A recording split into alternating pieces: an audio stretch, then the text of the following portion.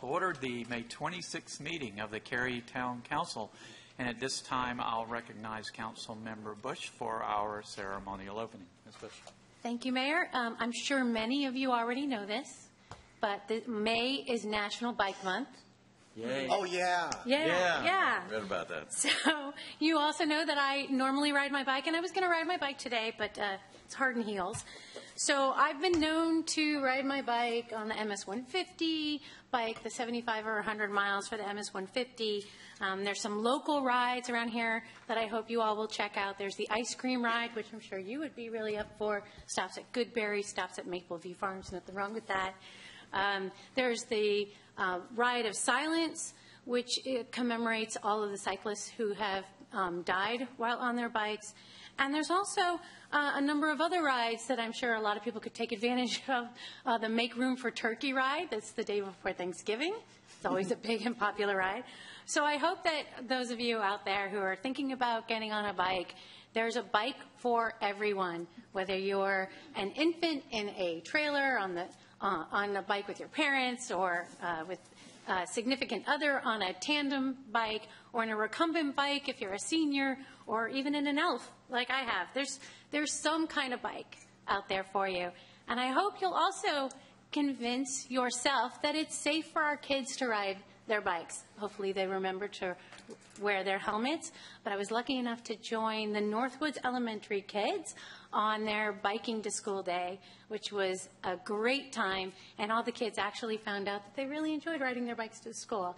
It promotes a lot of health benefits, and it actually is a nice break for those kids on their way to school, get all that energy out before they get into the classroom with the teacher, and on the way home. So I hope that all of our residents take advantage of the remaining days of National Bike Month.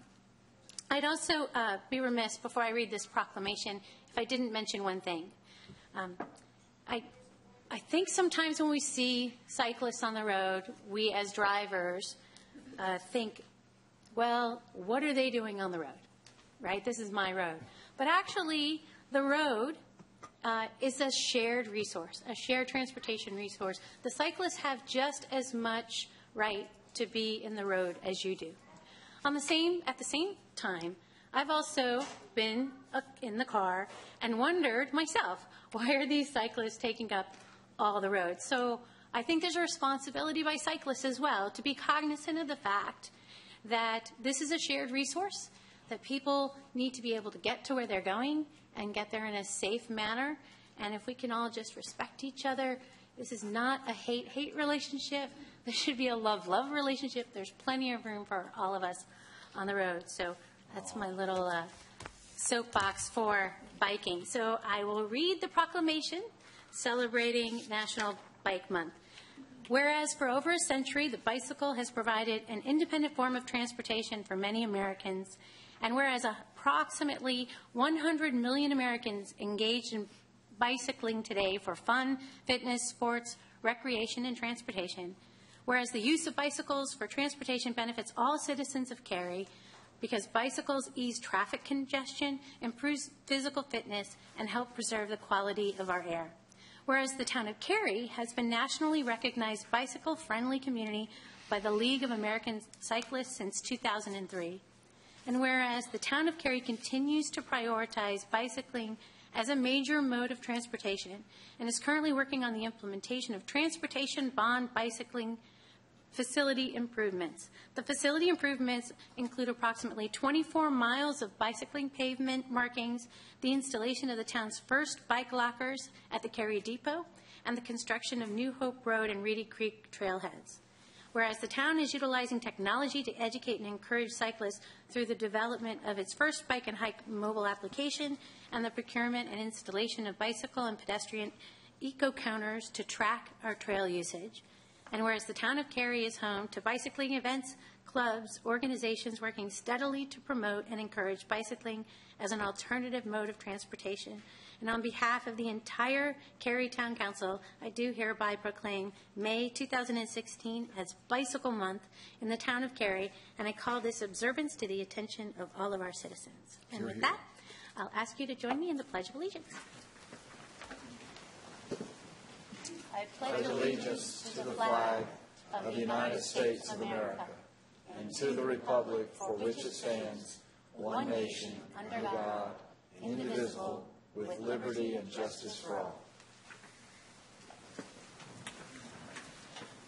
We've come to the portion of our agenda to adopt the agenda. I would like to amend the agenda to add discussion item 6.4, consideration of appointing a new town manager. And I would entertain a motion to approve the amended agenda. So moved. Second. Or adopt the amended agenda. There's a motion and a second. Discussion? All in favor, please say aye. Aye. Any opposed? Motion carries unanimously. There are no recognitions, reports, and presentations this evening, so we're going to move to Public Speaks Out.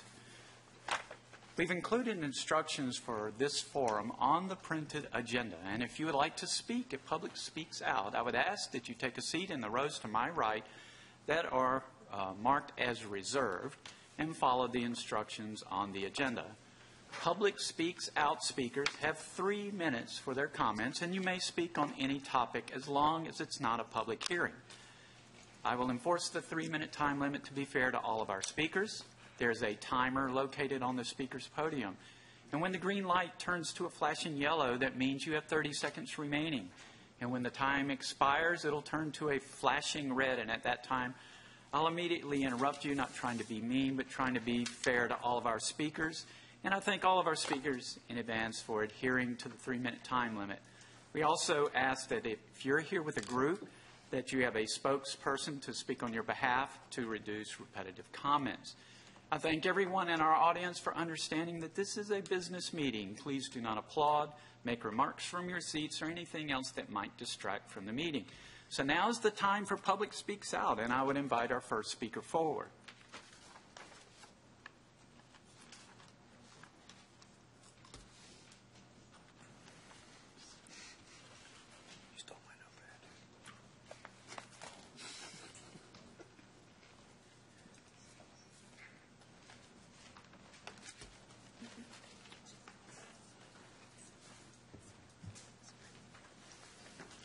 Good evening.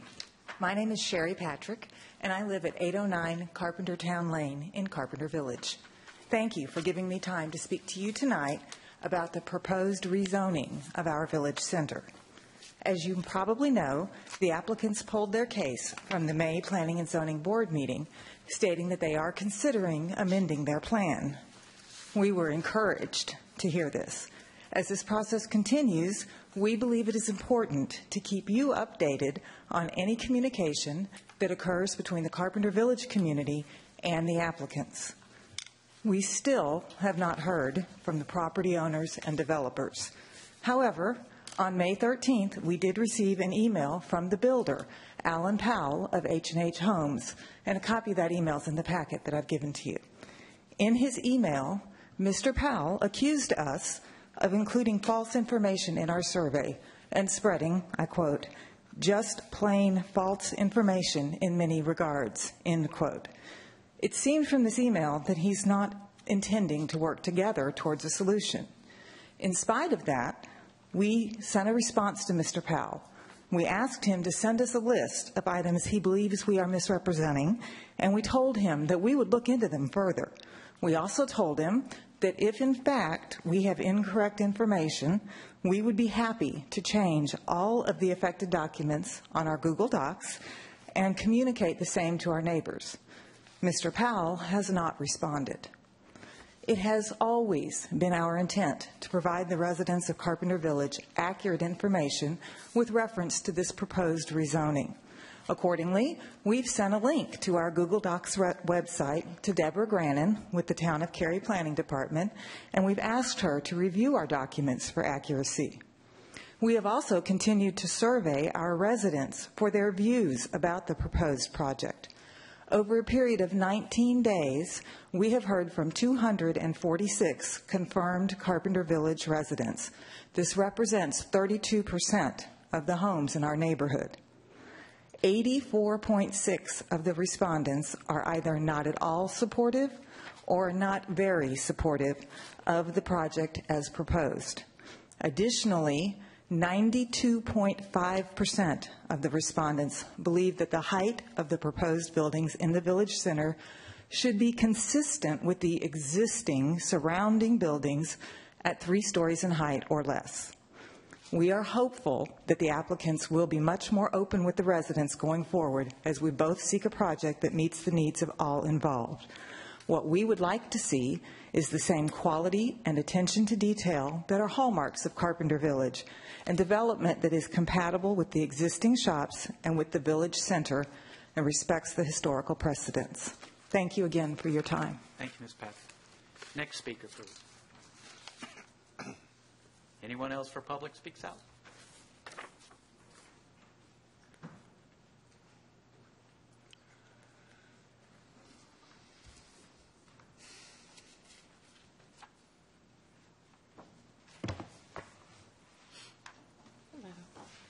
My name is Vicki Maxwell. I am a resident of Cary at 111 Bathgate Lane. I have the honor and privilege of serving on the board of the directors of Interact, Wake County's Domestic Violence and Sexual Assault Victim Services Agency. My primary reason for coming tonight is to extend our thanks for not only continuing to support Interact's work, but for recommending an increase in our funding amount in this year's budget. Ms. Maxwell, I just want you to know we do have a public hearing on the budget. You get more time to speak if you would wait. There's 5 minutes for speakers in public hearing. I think I got it under. Okay. I think I got it under 3. Okay. Thank you. Thank you, Mayor. Sorry. I'm sorry. It's okay. We applaud the town of Cary for your investment in our work and the recognition that Interact is saving lives, rebuilding lives, and securing safer futures for more than 2,000 town of Cary residents each year. We enjoy a deep partnership with the town of Cary law enforcement, both through the implementation of the Lethality Assessment Program, or LAP for short, where we are working together to identify and serve victims in Cary that are at the highest risk of being hurt or killed, but also through our Interact advocate on site at the Cary Police Department each week. We look forward in the coming year to serving even more town of Cary residents through the e-filing program that launched just last week at Interact, and this is very exciting. As stated in our proposal, victims of domestic violence throughout Wake County can now come to Interact and electronically file their protective orders in video conference with a judge. We thank you for your support and consider it an honor and a privilege to maintain the strong relationship we have with the town of Cary. Thank you. Thank you, Ms. Maxwell. Next speaker, please.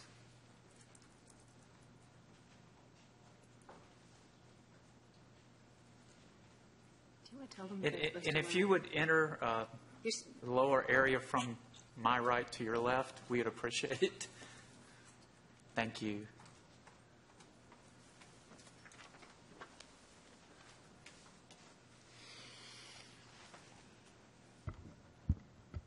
My name is Rachel Mallory. I live at 703 Greenwood Circle in Cary, and I'm here to thank the council for considering putting a bathroom in at McDonald Woods Park. It's on Seabrook Avenue, right down the street from my home.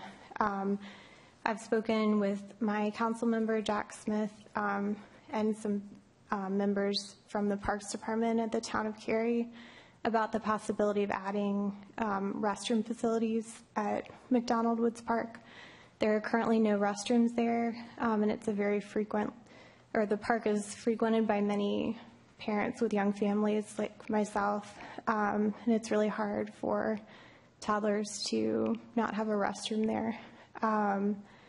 And I know that there's a lot of complications due to it being in a floodplain, but it would mean a lot to the community to have restroom facilities there just to help out the young kids. And I know that there's been renovations at Marla Doral Park just down the road, but it's still a pretty far walking distance for little kids who are just learning how to use the restroom.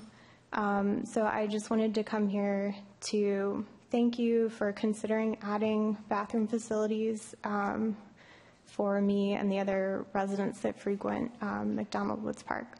Thank you for your consideration. Thank you, Ms. Mallory. Next speaker, please. And just to be clear, some of these topics are sort of touching on the budget.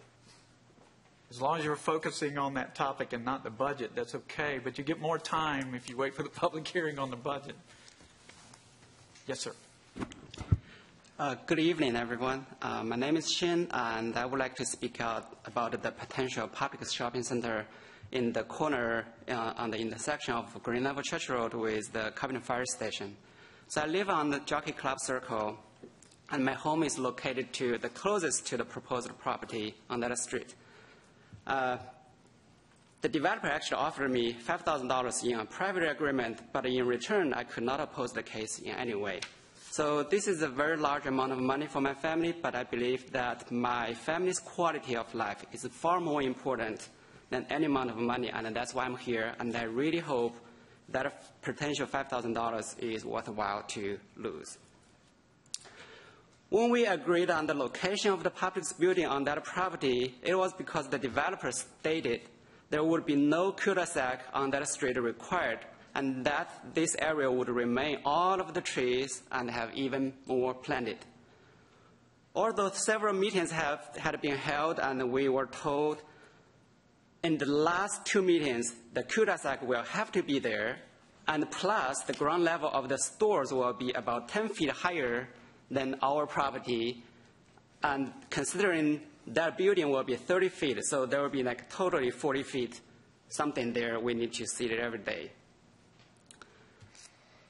And that was very surprising. In the last 2 meetings, only like about a week apart, and right before the last public hearing of the rezoning board public hearing.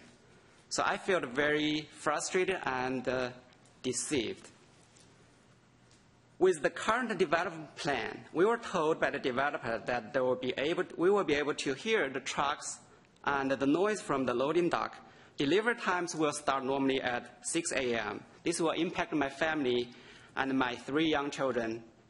If they don't get a rest during the night, then I'm sure they're going to be a little bit fuzzy, and it will lower their performance in the school.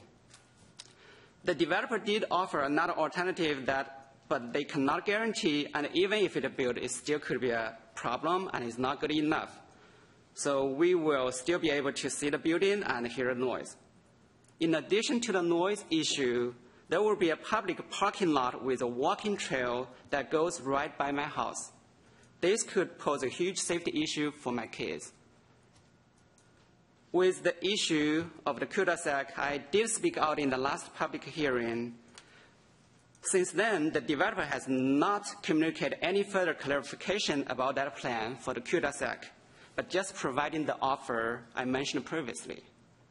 I would like to ask the board to please protect my family from this noise and safety issue, and I really thank you for what you do for the town of Cary, and also thank for Mr. Ken George for the communication between the neighborhood with the developers previously, and thank you very much. Thank you. Next speaker, please.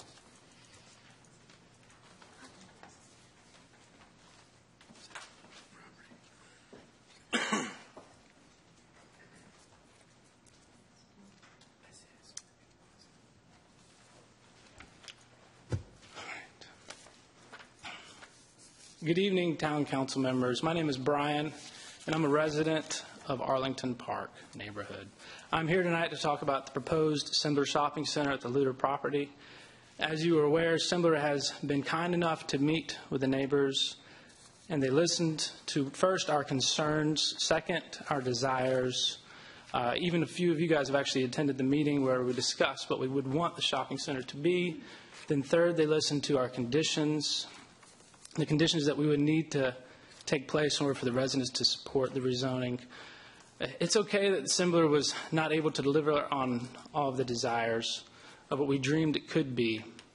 They stated that this would not be another Streets of South Point or North Hills or even Waverly Place. This is unfortunate that they do not aspire to those standards, but we can live with that. We cannot accept nor support, what we cannot accept or support are the aspects of the shopping center that have too great of an impact on my fellow neighbors. It is unacceptable to have a grocery store loading dock in such close proximity to my neighbor's home. With delivery times of 6 a.m. to 12 a.m., this would terribly impact his children's quality of life and ability to sleep. We've been told that we could hear the trucks from one of the representatives. It's also unacceptable for the residents because they'll be able to actually see the building through the trees. Another thing that's really unfortunate is they haven't agreed to remove the possibility of a drive-through within close proximity to one of the other neighbors' homes. The way that it's drawn on the map is drawn as a rectangle, but it actually, again, could be a drive-through, and with drive-through lanes, it pushes that building even further and further closer to the neighbor's home, and it pushes it closer than the 160 feet that they've agreed to in the conditions of not having it closer to that. And in my opinion, also, it's not really acceptable to have two potential drive-throughs at the entrance of a Main Street area. I know that's come up before with Austin Town Center, and that was one of the reasons why it was actually tabled, was because they did not believe that it was acceptable to have two drive-throughs at an entrance.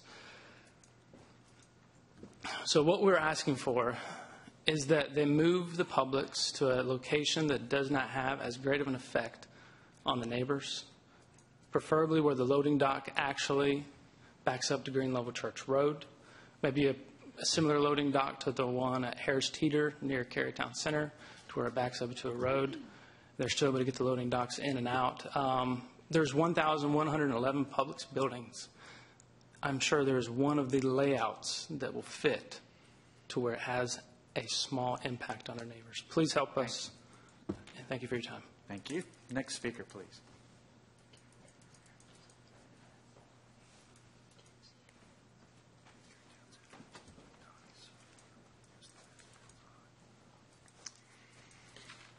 Good evening, council members, and again, I'm here to talk about the proposed shopping center in the Luder's property. I live right. Give us your name, please. Sorry, my name is Ashish Prajapati, and I live at Northlands Roads. That's just adjacent to the property line. So I'm one of the most impacted neighbors over there. And I have sent an email to all of you in last 2 days, basically, with listing down all my 5 points. So I'm not going to repeat all those, but it's basically what was shared by Brian and other fellow neighbors there. It's, the goodwill that has been demonstrated by Assembler has been really good. A few of my concerns related to the safety by putting the fence, the opaque fence. I think they have addressed that, but still the main concerns about the location of the building, the orientation of the building, and the location of the loading dock. That's the ongoing concerns that cannot be. If it is not resolved now, it will never be resolved. And it is going to be a lifetime impact for all of us who are living on that neighborhood. And I think that's why I ask you to basically consider that. Also, the safety issue that other gentleman mentioned about, opening the cul-de-sac. It was not there before. It is being called out as a town requirement or the DOT requirement that it has to have a cul-de-sac for the emergency. There are other options available. In my opinion, I have shared that in the email. I think that can be considered, and if we can do that, this will definitely preserve at least the vegetation over there that is already in place. And that was one of the concern about the buffer that was raised in the zone. One of the council members who voted against it, she also raised the concern that this particular plan is not leaving sufficient buffer. And the other concern about, this is not, the plan is literally a box. It's literally a big box store, and there's nothing else pleasing or appealing to the neighborhood. And I think this is something that we all agreed that if we go through this whole process, we will get to see the PDP, we will get to work with the builder, work with all of you to get the plan to an acceptable level, and it is not at that level yet. So I'm not opposed to the development, but in the current form, it is certainly a high impact to the neighbors and obviously to myself. So I would ask you to consider all this, and if possible, please table it until it is acceptable to everyone. And again, I'd like to thank Mr. Ken George for coming up to the neighborhood many times and meet with us and facilitate some of these conversations and helping with the safety concern at the right turn in the neighborhood. I think that is really appreciated. Thank you. Thank you, everyone. Thank you. Next speaker, please.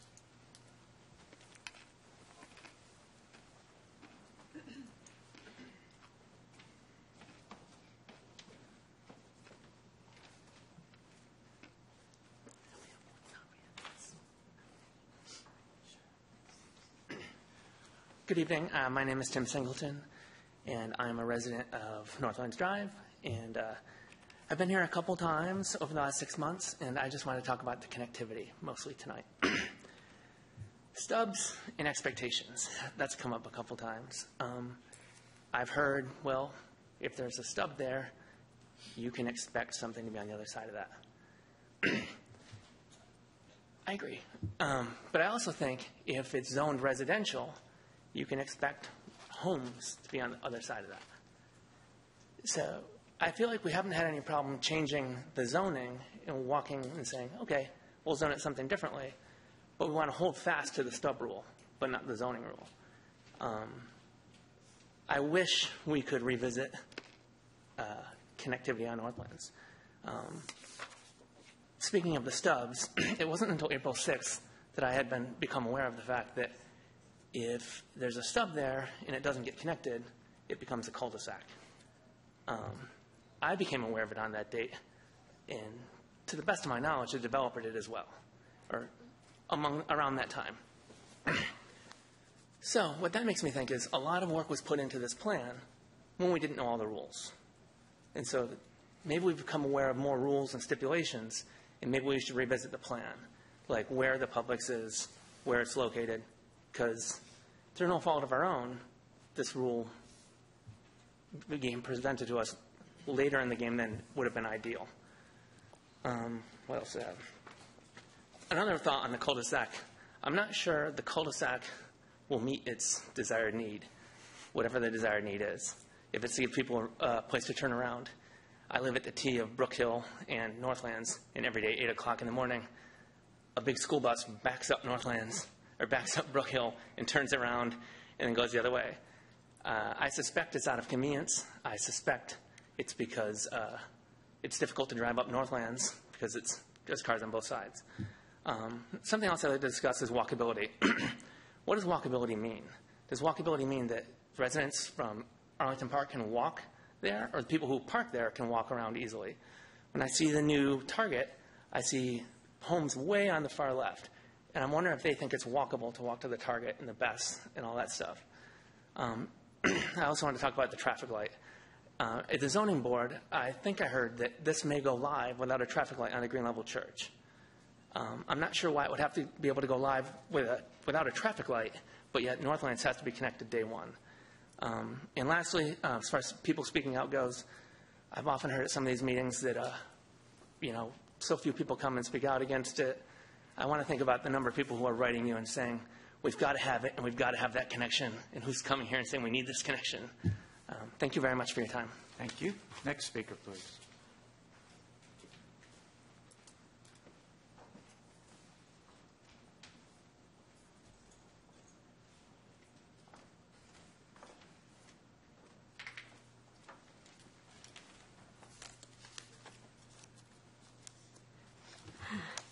Good evening. My name is Martine Goldman, and I am a resident at Arlington Park. I'm here tonight representing our neighborhood, including the various families who could not be here because they have received payment in exchange for their silence. The proposed Sembler project, as it is currently presented, is simply another big box retail strip mall. The residents at Arlington Park and the surrounding neighborhoods are looking to you to ensure that we do not get just another sea of asphalt. We expect a higher standard in order for a large project like this to be a good fit for our community. As it is currently slated, this planned commercial development is not the best option. There is nothing that makes this project stand out in any kind of meaningful or beneficial way, and we feel that more can be done to better serve the local residents. There are still various issues that need to be addressed, and we have yet to come to a resolution. The developer has ended negotiations with us, and the proposed plan does not respect our core concerns. We cannot stand before you tonight and agree that this project is ready for approval.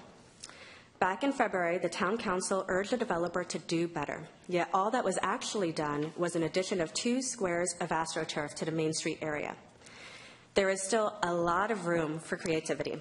On Monday and Tuesday of this week, I, along with my neighbor, Brian Dial, went door to door speaking with the residents of Arlington Park.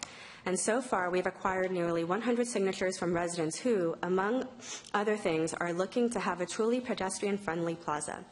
As it stands now, there's only 19% walkability in the proposed plan. Additionally, we do not want to have a view of loading docks from our backyards, and we do not want to see drive-through establishments along Carpenter Fire Station Road. We cannot afford the added traffic, pollution, or noise. The promise has always been that this would be an extraordinary project and that our quality of life would be protected. We are the ones who have an investment in this community, and we respectfully ask that you demand better for us. I have here with me a copy of the signed petition, as well as a matrix of the specific conditions we have asked the developer to consider and the status of those conditions. We ask that this project not be approved without first having these conditions seriously considered and our community's concerns fully addressed. Thank you for your time. Thank you. Next speaker, please. Anyone else for Public Speaks Out?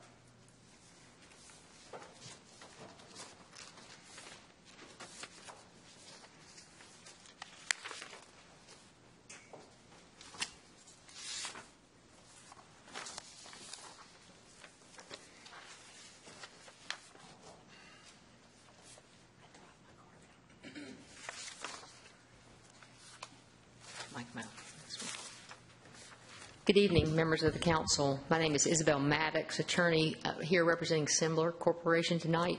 And I just want to respond to some of the comments some of the neighbors have made. First of all, we did offer to some of the neighbors, the most impacted neighbors, payments to help mitigate the impacts that they were going to experience, if any. And that was an idea that they could enhance the landscaping, put a new fence up, that kind of thing. It was not paying for their silence. It was intended to mitigate the impacts of the development. Also, someone mentioned South Point, North Hills, Waverly Place. Yes, I mean, no, we're not going to be any of those things. Those are much, much bigger centers than we have. The loading dock will be at least 300 feet from the residential neighborhood. And our consultants, our engineers, have played with a lot of different locations on site, and this is the best location, we think. We don't think that the town of Cary really wants to have a loading dock adjacent to Green Level Church Road, nor do we, and we feel like it's backing up to an area where there are really not any homes. Can you possibly see it from the neighborhood? Yes, if you made a concerted effort, possibly. The road, the drive-through, it will not be any closer than 160 feet. We've made that commitment, and we plan to stick with that commitment. It's not a big box center. We do have a grocery store, which we think there's a need for. It is a Main Street center. There'll be community activities available in plaza areas. There'll be outdoor seating. There'll be restaurants and small shops. On the connectivity, that's a clear policy of the town of Cary that we are required to comply with. The cul-de-sac at Jockey's Circle, that there is some concern about that, and I think the developer would be willing to pursue relief from having to build that. There doesn't seem to be a real purpose served by building that cul-de-sac. Right now, we have to build it under the town's rules, but we would seek relief from that in a quasi-judicial setting if we could continue on our path in a way without too much interruption. And I think possibly we could demonstrate that that's really not a necessary cul-de-sac.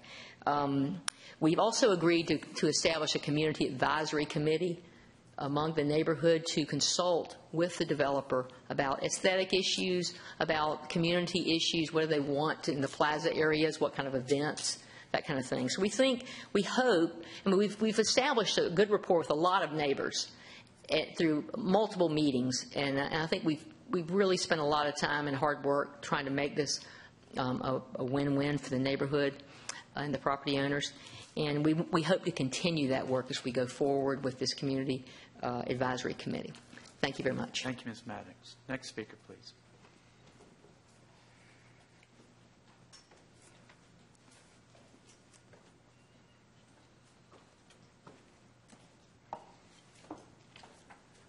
I'm Charlie Hurd, and I just wanted to speak to what I think is the proper land use of this property. Originally, when you looked at the land use plan here, there was some thought that commercial would be along the freeway, and there's no interchange there. And so what has happened here is that the commercial has gone to green level on Carpenter Fire Road. And this is the commercial node that will serve the neighborhoods that are there. It's a proper commercial node. If you go a half mile down one way or the other, I would say that it's not. But this area has changed, which happens in all these residential areas, in commercial areas, and so I think this is absolutely the proper rezoning or use for the property. If not this is not a single-family property. This is not a townhome property. I mean, you've got commercial on all three corners of the intersection. So I think this is a great use of the property. I think Semler's worked really hard with the neighborhoods to ameliorate any concerns they have. I realize everybody's not happy here, but at the end of the day, this is not going to be a single-family subdivision, in my opinion. It's not going to be townhomes. It's probably going to be multifamily, which ultimately would be the next use down from commercial. So I just think Semler's done a great job here. I think ultimately what we're talking about is a proper land use. And when I look at what's on the other four corners and what's transpired out there, I think this is the land use proper for this corner. Thank you. Thank you. Next speaker, please.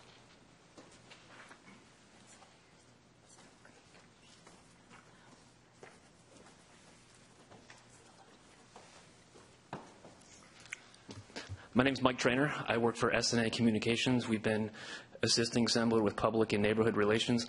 Just because it's been mentioned, I think 3 times tonight, I want to dispel any notion that we have been paying people for their silence. This was something that the residents have been aware of for months. I think council has been aware of it in large part. This was directly to mitigate any buffering issues. In fact, right here I have a printout from an email from one of the residents that was actually advocating for, I think, about 25 houses to be excuse me, to be compensated. So if we were really looking to pay people for the silence, I think we would have done that. We really just went at the people most closely affected, and that's what these agreements are for. Thank you. Thank you. Next speaker, please.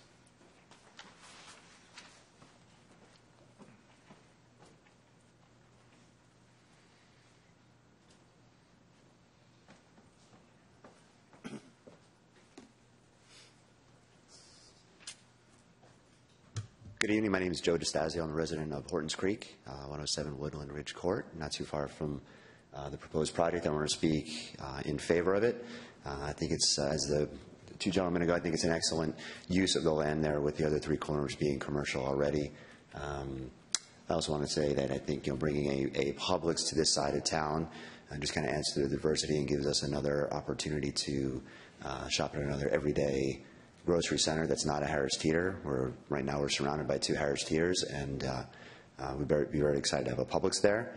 We love the one that's been put in on the other side of town, and we would just like to be able to have another option for everyday shopping.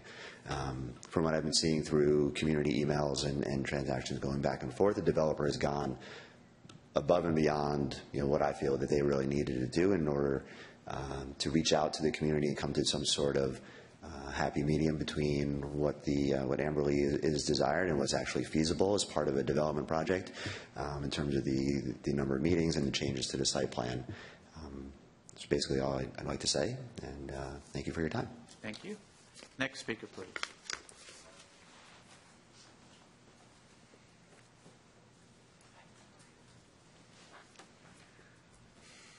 Tom Horaeus, the Sembler Company. Good evening, Mayor, council members, staff.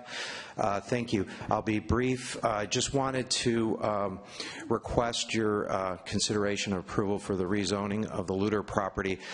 We started out with this process with a plan that looks completely different than the PDP that's attached for your approval today.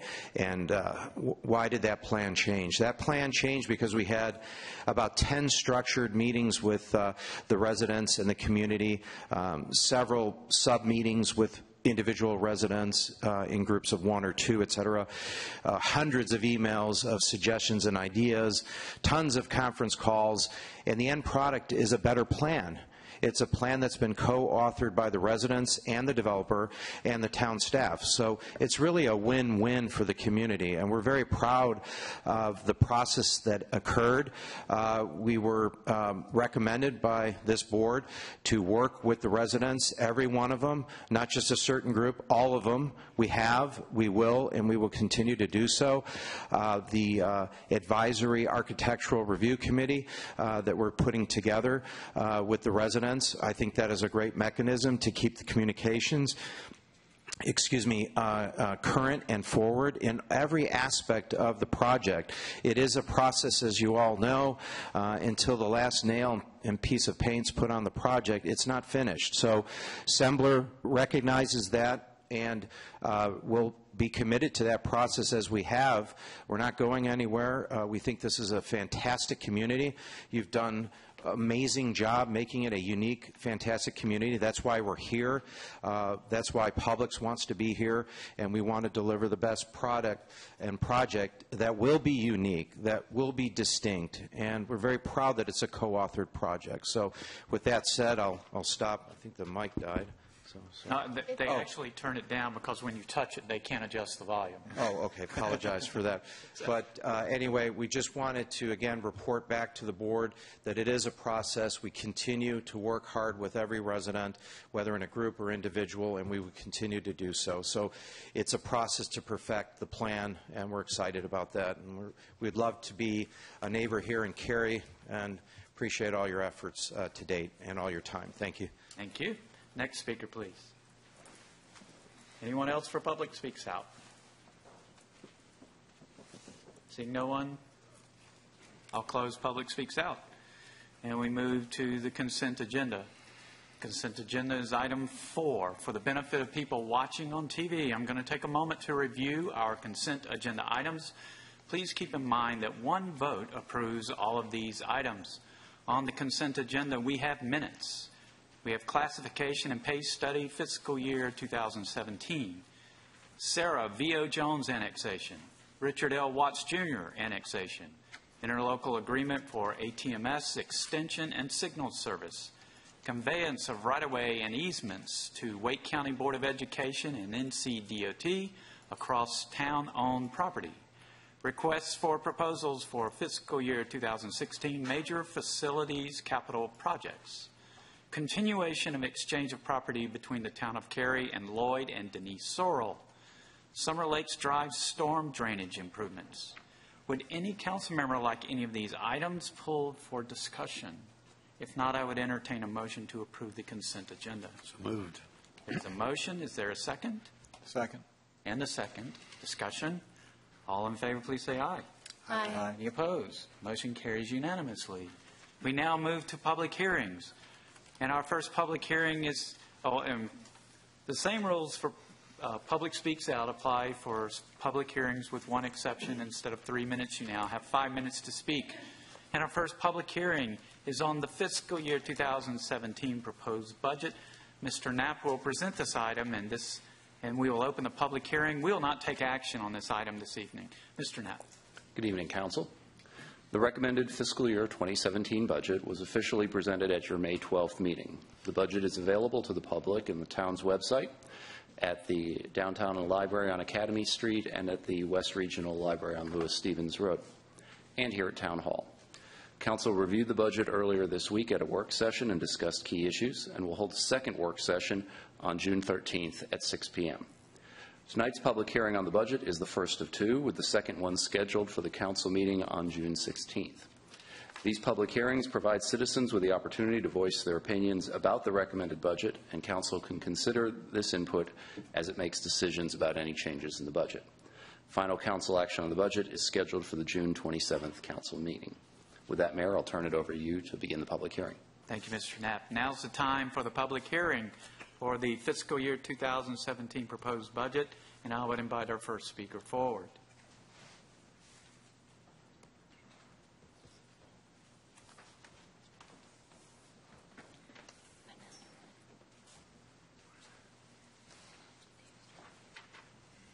Good evening, Town Council members. I'm John Thoma, the CEO with Transitions Life Care, founded Hospice of Wake County.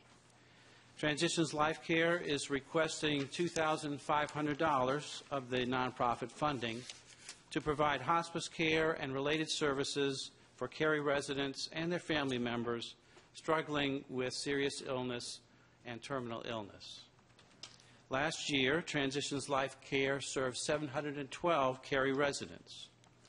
Hospice care is provided in their home, where an interdisciplinary team of professionals and volunteers provides medical care and supportive care for family members and caregivers.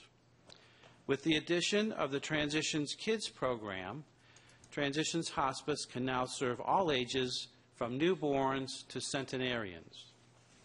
Transition supportive care is provided in the home with caregiver education, enhancing coping skills, respite care, and on-call crisis response.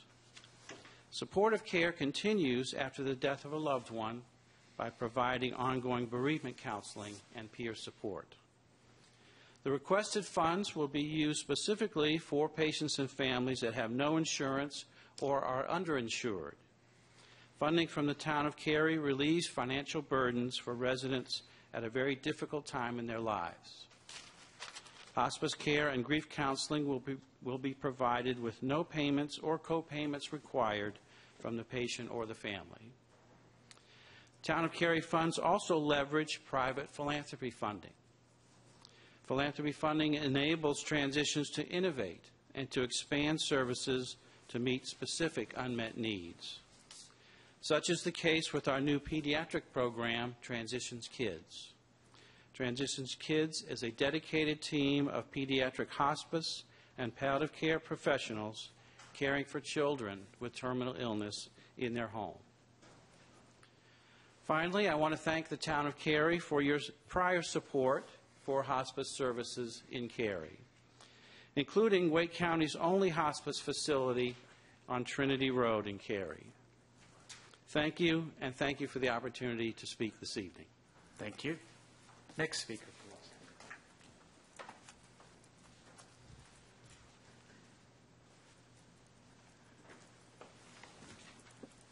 Howdy. Good evening. My name's Lindsay Chester. Many of you know me because of the work I do for Cary Citizen. I come before you to request budgeting for a West Cary event. I wish some of those people that had spoken were here so they could hear about the event that we're planning. During my 6 years of serving on community advisory boards, we have been tasked with brainstorming ideas and activities that could support Western Cary. How frustrating to learn there has been no money or staff for these activities. Examining the budget and talking with both Doug McRaney and Lyman Collins, I learned that there would be no staff, facilities, or event funding for Western Cary in the 2017 fiscal budget.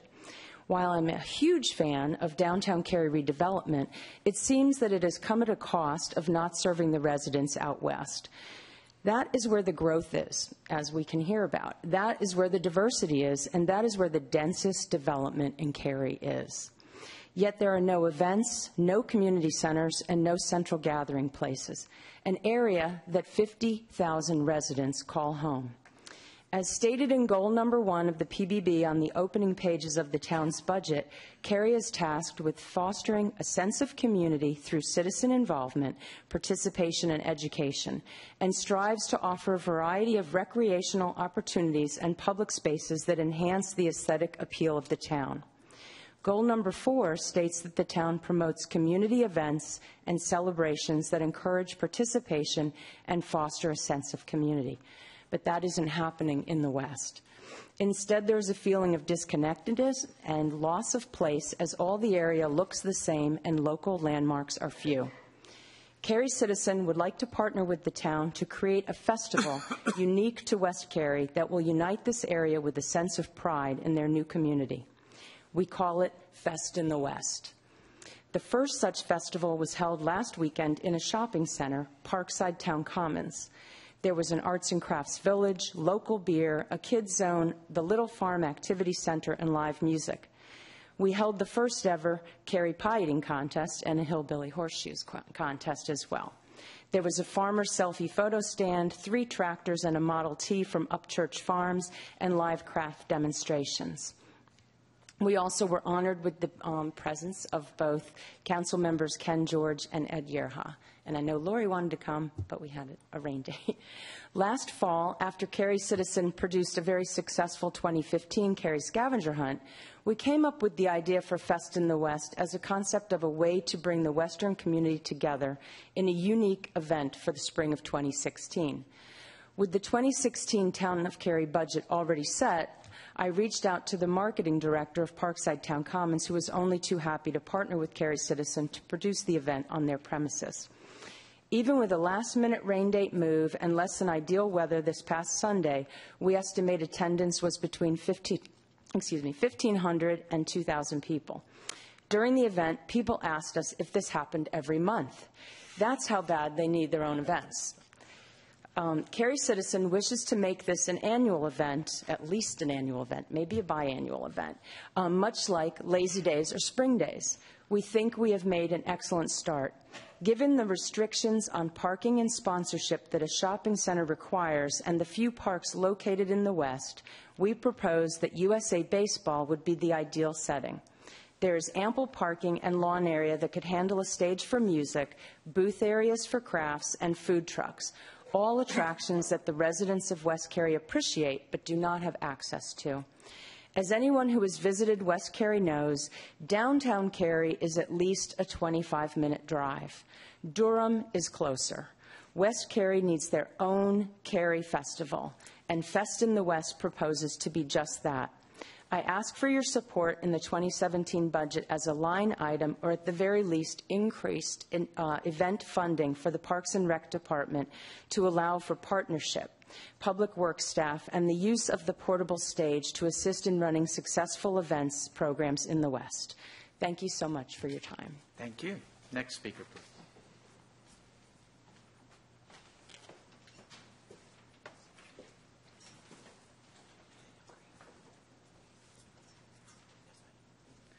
Good evening, Council. My name is Nathaniel Green. I'm currently a Town of Cary resident, and I've enjoyed this great town for 2 years. I'm currently a pediatric anesthesiologist and physician scientist on faculty at Duke University. I'd like to speak with you tonight about Cameron Pond Park and the defunding of the park in the 2017 budget. Before I get there, I want to thank you for all of your service to this great town that I've enjoyed immensely since moving here.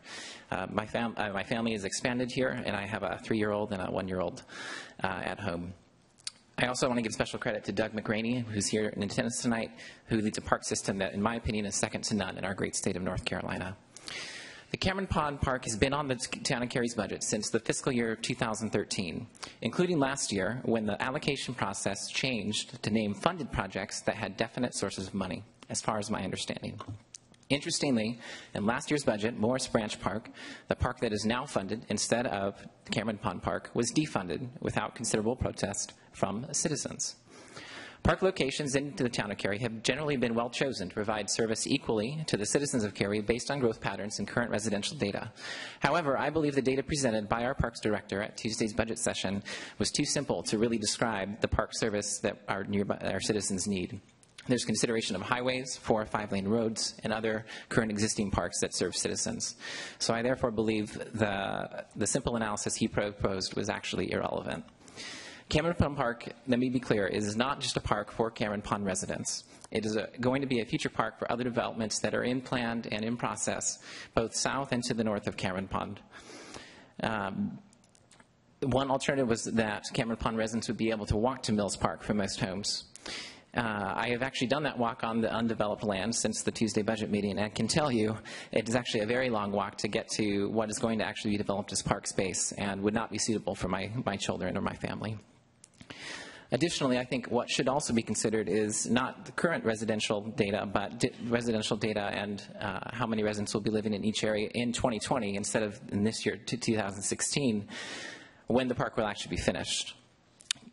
Based on my own analysis that I must admit is elementary, using the Wake GIS system, Cameron Pond would win out if you actually look at residents that would be able to walk to the park. I measured 600 properties, some of which are actually going to be developed into quite a few more in the coming years, whereas the Morris Branch only has 580 with, to my knowledge, no proposed developments.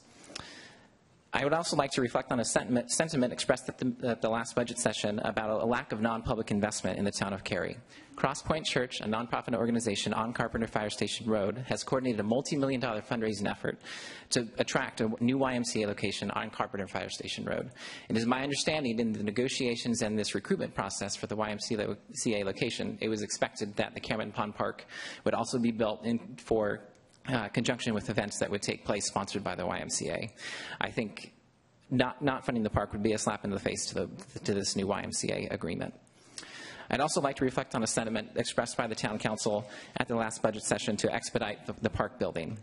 There may not have been a standard motion to actually formally express and expedite the park, but there was enough of a sentiment in the room to at least have that discussion take place. I currently wasn't present for all of those events, but lots of residents in my neighborhood were. I'd also like the Town Council to consider the differential response from citizens. When last year Morris Branch Park was defunded, my understanding the response from citizens was minimal, if nothing. Whereas this year I know you're getting lots of emails and correspondence from many residents in Northwest Cary that Cameron Pond Park should indeed be funded first.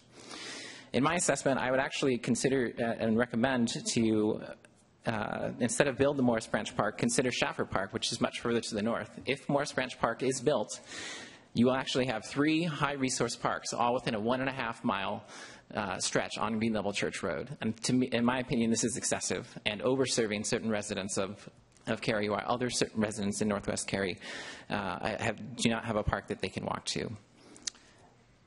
You also may want to consider renaming the park. I think the name Cameron Pond Park is a little bit misleading. It's not a park for Cameron Pond. It is a park for Cameron Pond and the future developments that will exist between Highway 540 and Highway 55 that are both serious impediments to any pedestrian access.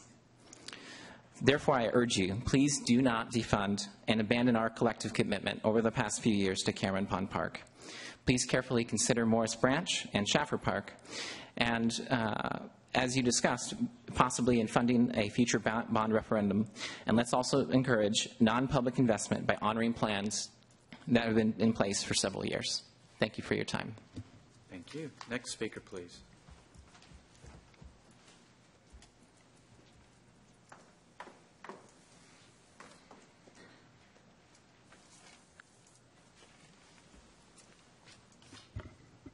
Good evening. I'm Mia South. I live in the Cary Park neighborhood in Northwest Cary, where I've lived with my husband and 3 teenage boys. And we moved here about 11 years ago from the D.C. area. And in making that move, we've really loved what the town of Cary has done with the parks, neighborhoods, schools. But tonight I am seeking commitment and funding for the West Cary Community Center, as well as the Panther Creek Greenway Trail. And I just feel like living in Northwest Cary, as another speaker mentioned, it's noticeable that the town of Cary services are not able to keep up with the growth. When I moved there 11 years ago, I had a strawberry field in my backyard. And now it's like I'm in a D.C. suburb all over again. And so even with the great addition of the Northwest Cary Y that's coming soon in January 2017, I feel like there's still a big need for a town community center. Right now, the closest one we have is Bond Park. And as a working mother with 3 kids, getting to Bond Park at rush hour is not an easy task. And just that the area keeps expanding, so the community center would serve the existing neighborhoods as well as service the new neighborhoods coming up, constantly that we have now. And I also feel like town of Cary has always prided itself on being a fit community with walkability and bikeability. And these additions of the West Cary Community Center and specifically the Panther Creek Community Greenway Trail would complete the picture for Northwest Cary. Thank you for your consideration. Thank you. Next speaker, please.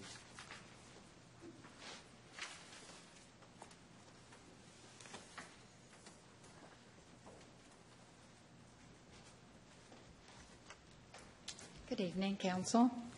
I'm Tammy Garceron. My address is 120 Morris Branch Court, and I've lived there for about 10 years. Our area has seen tremendous growth. I'm here to speak on behalf and support of the funding for the Panther Greenway Trail segment. My understanding is it's been in the planning stages and on the budget for quite some time, but we just haven't received funding for it. I go on the American Tobacco Trail every day, or almost every day on my bike. And every day that I go down McCrimmon Parkway, I say a prayer. I'm taking my hands, and my life in my own hands, because there are dump trucks buzzing up and down the thing with all the development that's going on out there. We really need to be connected to the American Tobacco Trail where we're at. We need that infrastructure, or else we're going to hear, there's going to be some tragedy soon. I just really feel like we need this. I thank you for your consideration and all the good work you do. Appreciate it. Thank you. Next speaker, please.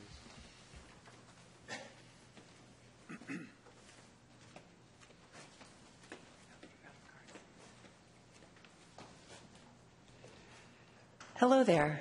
I am Teresa McLaughlin. I live in Cary Park, and I'm here to join my fellow neighbors to talk to you about the Panther Creek Greenway. We are very interested, me particularly, in having that funded, the construction and the design of it. As you know, as you look at the map, you can see it's a very small piece of trail. But if that were completed, oh my gosh, we in Cary Park, which is a sizable neighborhood, as well as the other areas close by, would have access, direct access, to the American Tobacco Trail. And that's huge because, as Tammy stated, your alternative is to drive. It doesn't feel like you should drive when you're going to go exercise.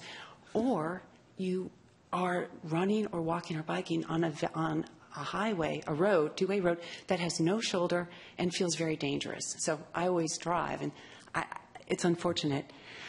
I've lived in Cary for about 6 years and absolutely love it. One of the reasons I so enjoy it is because of the trails. I like to walk, bike, and run on them solo with my husband. It's just been wonderful. And as I said, the idea of the connection to the tobacco trail would just be amazing. I think that if a study was done, I think that what you would find is that the utilization of the trails in this area is unusually high. I've lived in other parts of Wake County, and it surprises me every time I'm out how many dozens of friends and neighbors that I run into on the trail, on the greenways that potentially could connect to the trail. It was mentioned earlier that I think we are in an unusually fit area, and I think that this would be an excellent investment. What I would ask you to strongly encourage you to consider designing, funding, and constructing this project, and perhaps put it higher on the priority list in Greenway projects. Thank you. Thank you. Next speaker, please.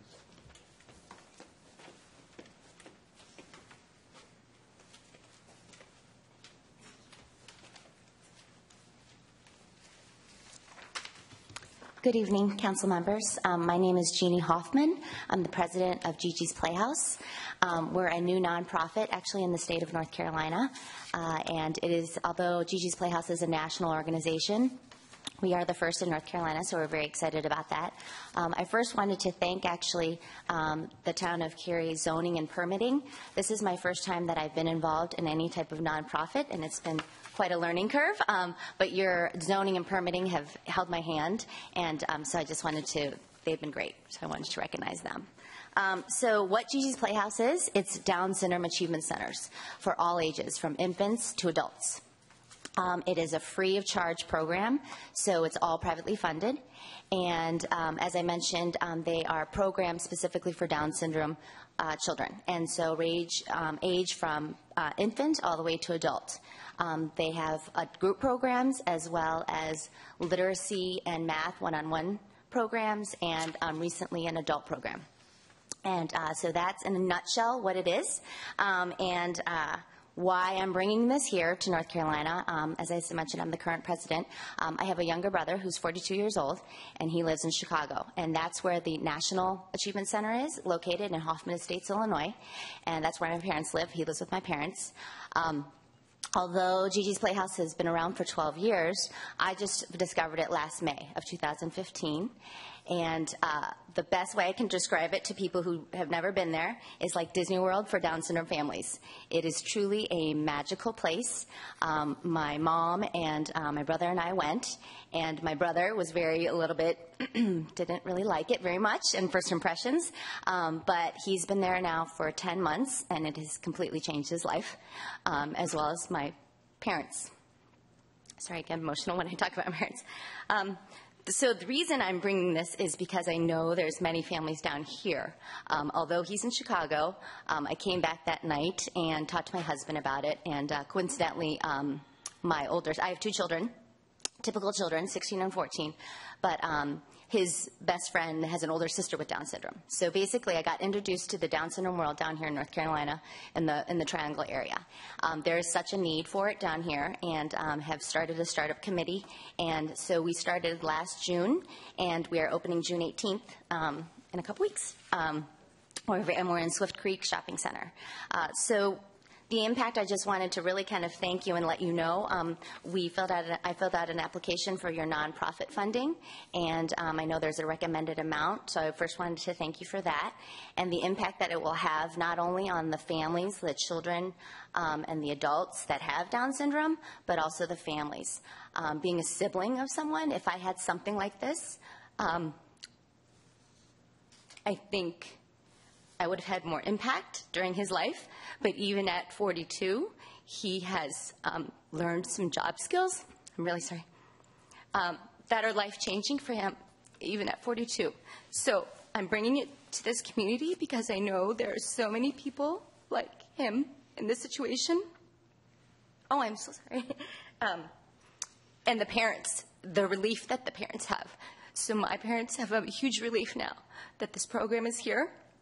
It's not an all solution. It's not like he can read a book all of a sudden or anything like that. But it's a starting place. So to start a place, and that's truly what Gigi's Playhouse is.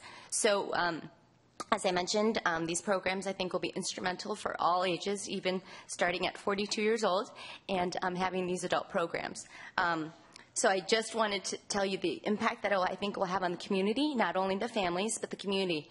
The whole reason that he goes to these the job training that we will have at Gigi University will get them into the community. I remember when I was growing up with them, everyone kind of thought he was a monster. You know, you don't know what Down syndrome is. And even today, even though resources are so much different than back in the 70s, there's still so much education that needs to go out to our community. So I'm really using this as a platform as well for Gigi's Playhouse to educate the community on what our Down syndrome children and adults can do and be part of the community more than anything. So just to talk really quickly about the budget, we are privately funded, and so we've had a few fundraisers. We're trying to get some grants as well. We have one paid employee, which is our site coordinator, and then the rest are volunteers.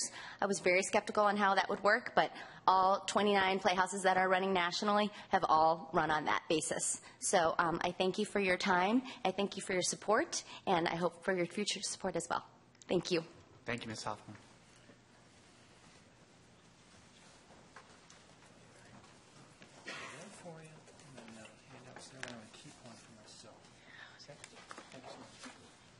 Circulate that. Good evening. Good to see everybody. Thank you all for everything that you do. I know it's a lot of hours and a lot of work, and I definitely appreciate it. I didn't know some of my neighbors are coming here tonight to talk about things. Give us your name, please. I'm sorry. That's all right. My name is Dan Evers, and I live in the Southbridge neighborhood. I've been a resident of the area since 2004. So, as I was saying, I didn't realize some of my West Cary neighbors were going to be here tonight, and it's interesting that we share some similar thoughts on needs for our area. I would echo the things I heard Lindsay talking about West Cary really needing an identity to having some resources. I would echo the comment from the gentleman who talked about Cameron Pond and the need for more park facilities in our area. I think we all recognize that Northwest Cary is the most densely developed part of all of Cary. There are more taxpayers per square acre than anywhere else in all of Cary. Also, because it's a newer part of Cary, the valuations are much higher, so there's a disproportionately higher relative tax burden on that part of town. I think there are a lot of great things that have happened in the area. There's some wonderful greenway planning that's taken place. I happen to live very close to one of the greenway trails, the Southbridge Greenway. It's fantastic, connects into the Cary Park Lake. The reason I've circulated the map here with everyone is to call some attention to a missing link. I know there's some great bond referendum money that's going to constructing the Greenway Trail from Cameron Pond to connect to Mills Park and the Mills Park School. So that's going to be fabulous for kids being able to walk to school, bike to school, and just connectivity throughout the area. Another advantage that I see longer term is connecting that Greenway Trail to the YMCA that's going to be just down the road and to the Cameron Pond Park. Fantastic there. One thing I see, though, and another neighbor mentioned this, is, many of us, and you can see all the different neighborhoods we have here, Amberley, Carolina Preserve, Peninsula, Weldon Ridge, Cary Park, Waterford, Courtney Reserve, Cameron Pond, many, many neighborhoods, thousands of residents and taxpayers. We are virtually right next to the American Tobacco Trail, but we cannot get there. We have to take a road. There's no shoulder. There's no sidewalks. It's a very dangerous or perilous trip. I've got young children, 6 and 9. So whenever I have to go, it's to load the bikes in the back, go drive out to New Hope Trailhead, and then we go on our bike ride. It would be fabulous if there was a way that we take a Greenway Trail. So even with the funding that we have in place right now for the bond referendum that's going to be built in 2017, I believe, there is still a missing link. And you can see the link that I pointed out here between the Cary Park Lake and behind Wrenhurst there. If you look at that last segment, the New Hope Church Trailside Trail, that is, I think, under construction right now. It's going to be finished within probably the next 12 months.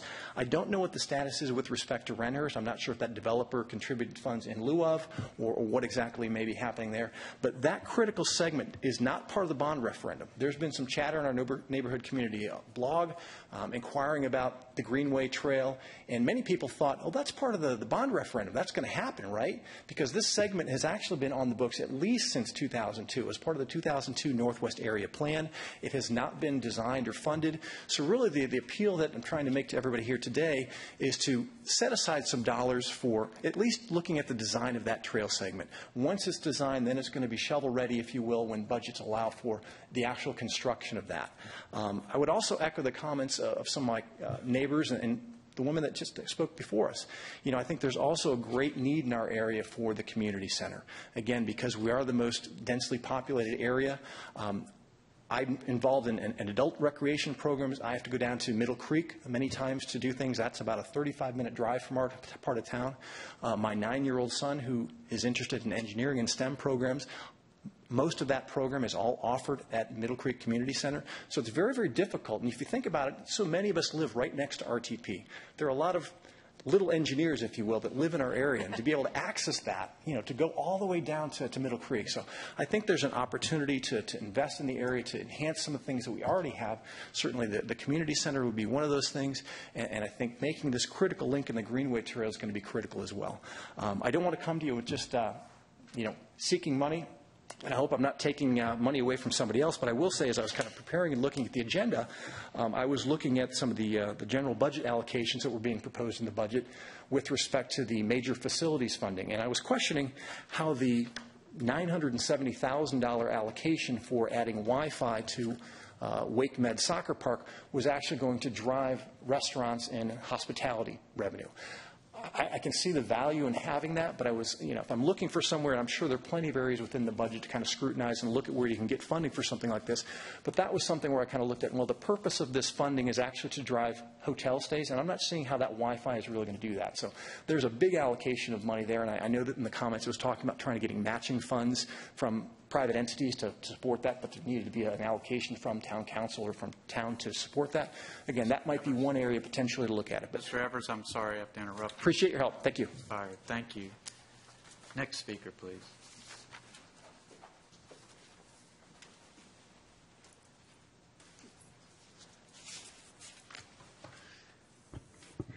Hello, my name is April Schweitzer. I'm the director of Graceful Expressions Dance Company.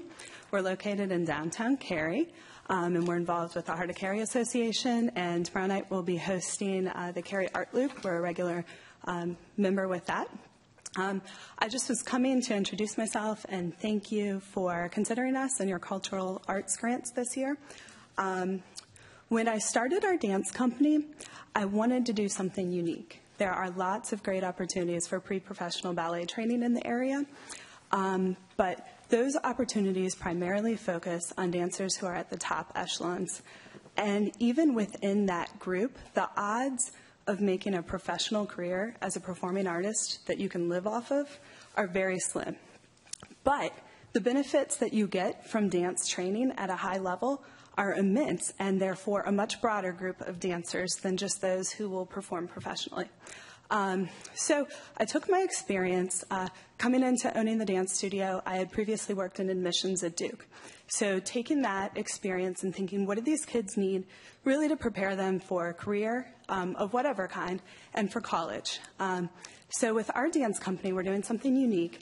We are teaching the kids how to become leaders and how to take their talents in the arts to serve the community. And if we receive the grant that we requested, that money will go towards our three main areas of community service, which are requirements for all of our dancers to participate in. Right now, as I'm speaking, some of our dancers are at the Caring Place. We go every other week all year and provide free classes for the kids while their parents are doing job training. And we are the most regular participant, and the kids really look forward to it, and they completely light up. We've been able to take kids out of that program, and I've been able to offer them full scholarships, those who are interested in dance, to come to our dance studio and learn beyond that. But it's a great opportunity for our dancers to learn how to lead, how to serve, and how to teach. We have two other big community service opportunities that we provide. We do a special needs daddy-daughter dance, which is a real niche in this community. There's so many wonderful things going on for families, but if you have a daughter who can't move, can't handle the loud music like other kids can, as a dad, you're missing out on that memory with your daughter, and she's missing out on that experience. So we partner with Grace Christian School every year, and we put on an entire special needs dance party, make it accessible and inclusive for them, and it's really a special experience. And then our third project we do is a benefit performance every year at the Cary Arts Center. This is our third benefit performance we'll be hosting there, and the dancers pick and plan out the project that the money they raise will go to. And the first year they provided swing sets for an orphanage in Kenya. The next year they provided funding for a dance program in Guatemala. And this past year they're working with an inner city dance group that provides dance classes for refugees in Akron, Ohio, and revamping their dance room. So this upcoming year, we're picking a local Cary project, and we're really excited, hoping to raise more money with our benefit performance. So we thank you very much for considering us in the cultural arts grant process, and thank you for providing that for the community, for everything you do. I have 3 young kids who, attend classes at the Cary Arts Center and sports programs, and we just love it as a family so much. So thank you. Thank you. Next speaker.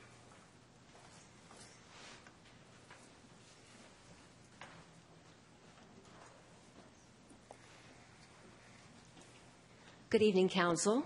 My name is Marla Durrell, and my address is 803 Queensferry Road, Cary. I am here tonight first giving my remarks as a founder, board member, and volunteer for more than 20 years with Kids Together, which is the nonprofit all-volunteer organization that supports accessible, inclusive Kids Together playground at Marla Durrell Park. I am so pleased tonight to thank the staff the Public Art Advisory Board and the PRCR Advisory Board for including a project very near and dear to my heart and the heart of many in our community, and that's in the capital budget, the Kids Together Playground Misting Garden. Kids Together has had a long tradition from the very beginning of partnering with the town and supporting the town's endeavors to promote accessible and inclusive play. At the beginning of the playground, starting in around 1995, we began fundraising to support the playground in that effort and provided about $300,000 toward that project. It was about 30% of the project.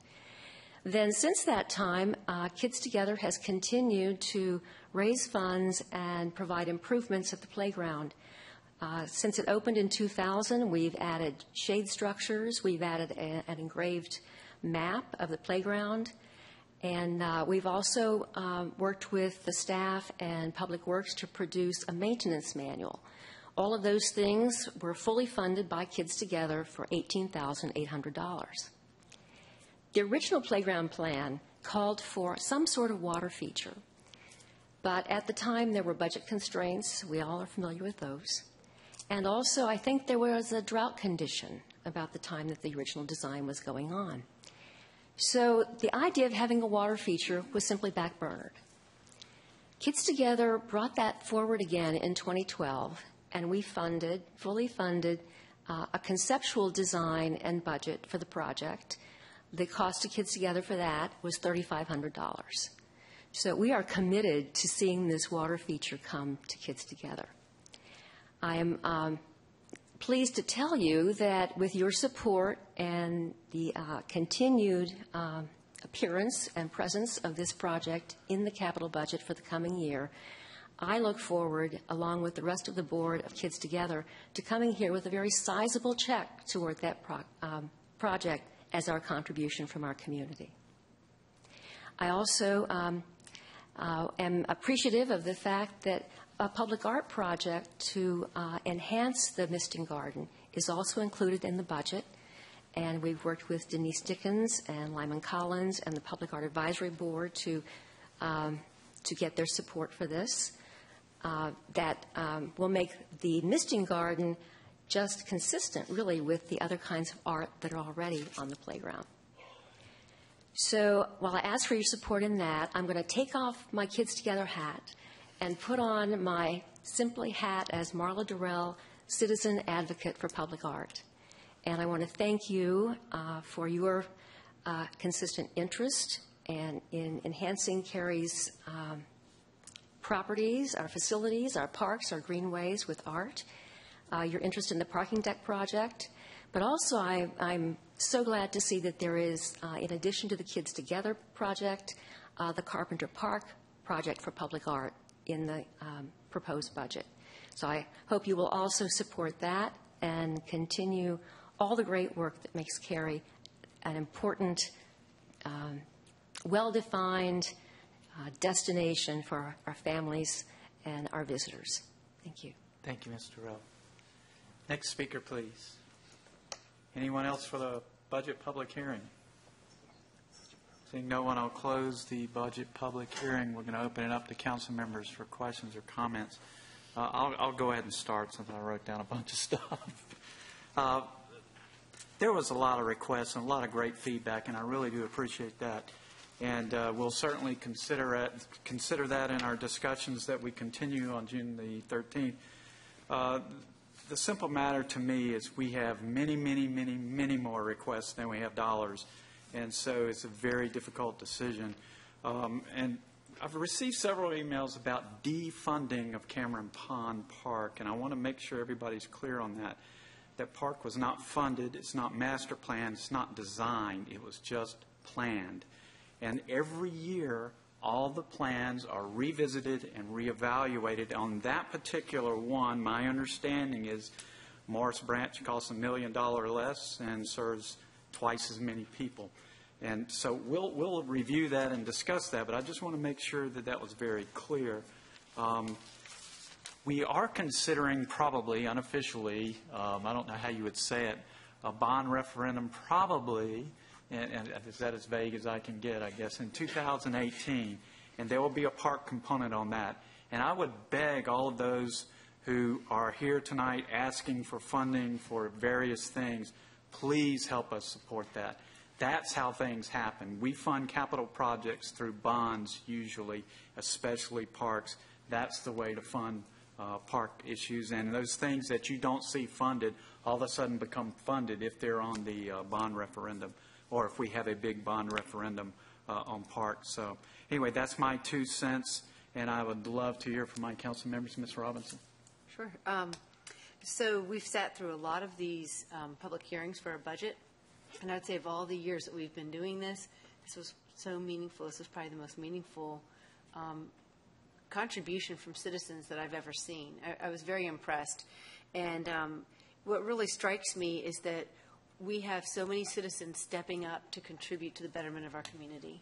And they're taking the initiative to do exciting things like Fest in the West and Gigi's and graceful expressions, the Kids Together Playground. I mean, it's just absolutely amazing to me what everybody is taking the initiative to do. So first of all, I want to say thank you to the citizens who are making these contributions to the community. And then thanks to all the people who are coming out who are taking a keen interest in what we're doing and what we can offer to our community. For people to take their night out to come and talk to us about greenways and community centers and parks, that's really significant to us. And I appreciate everybody who's come out.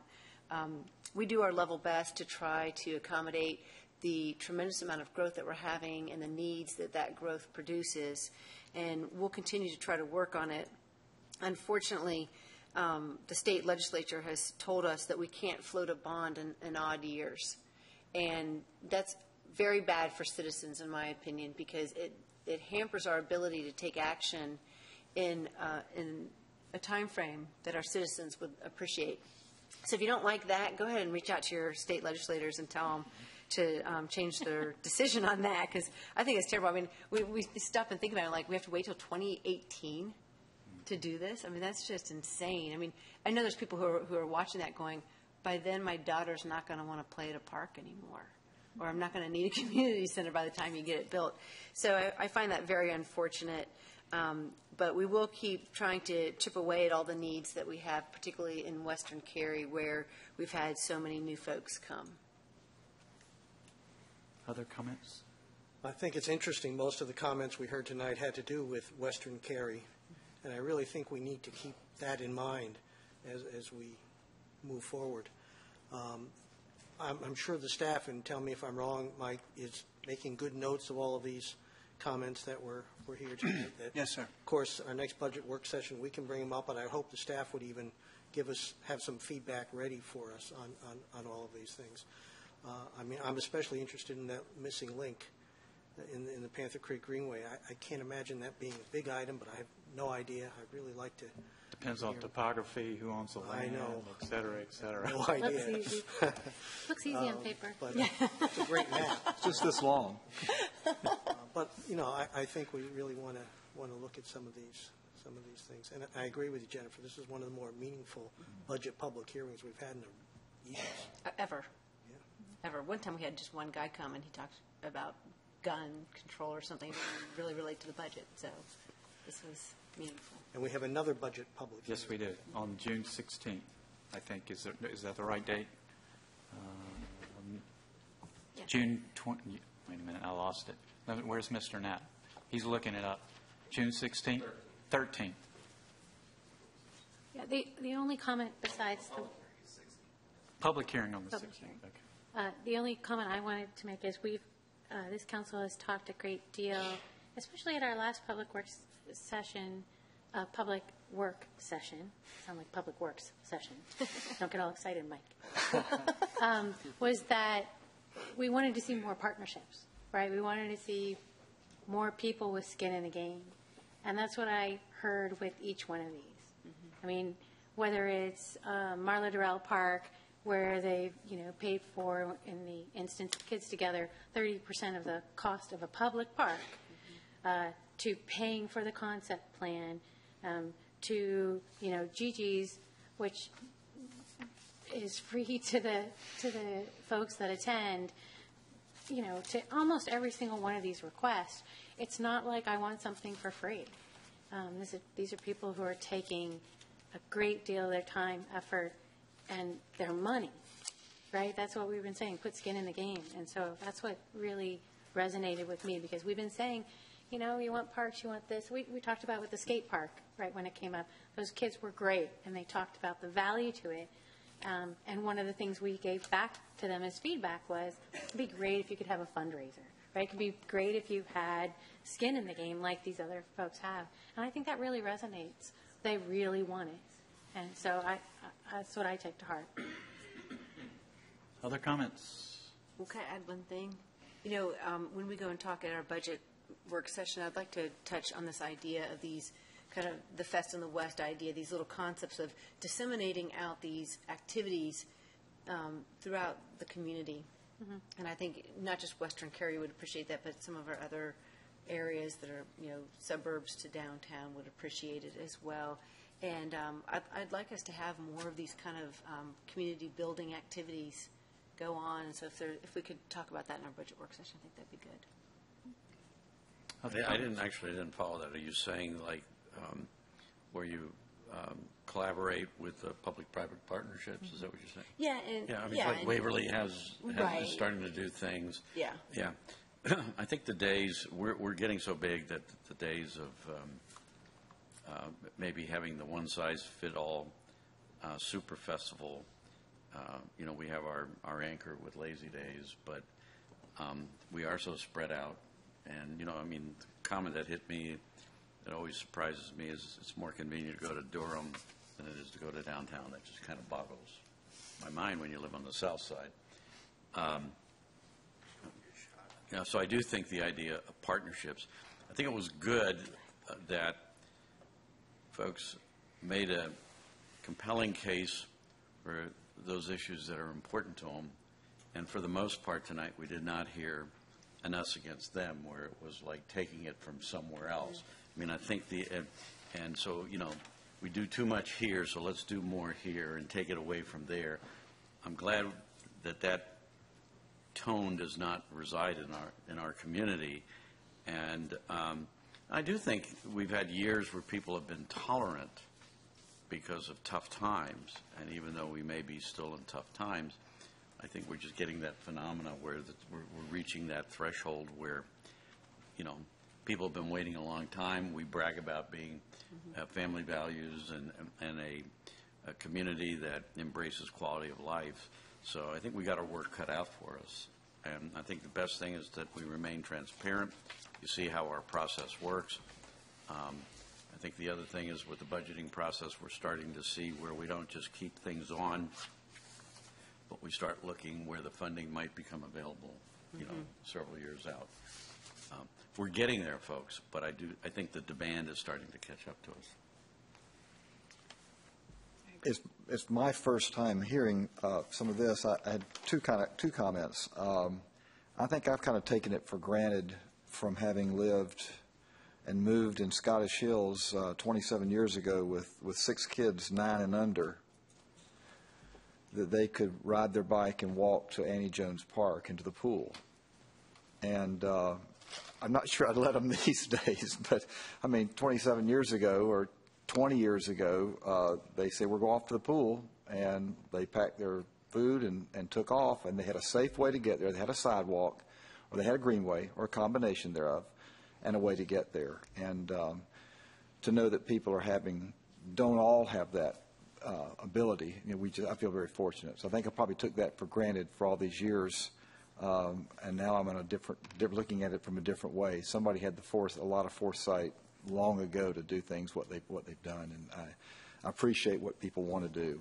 They want to have a community, and we had a great community, and the Cary Swim Club, the events we had up at Cary Swim Club, and the Cary, you know, the events of the Summer Swim League, all that was just made possible by a very community. And when you're out away from things and you're not close to things, I feel that pain they're talking about.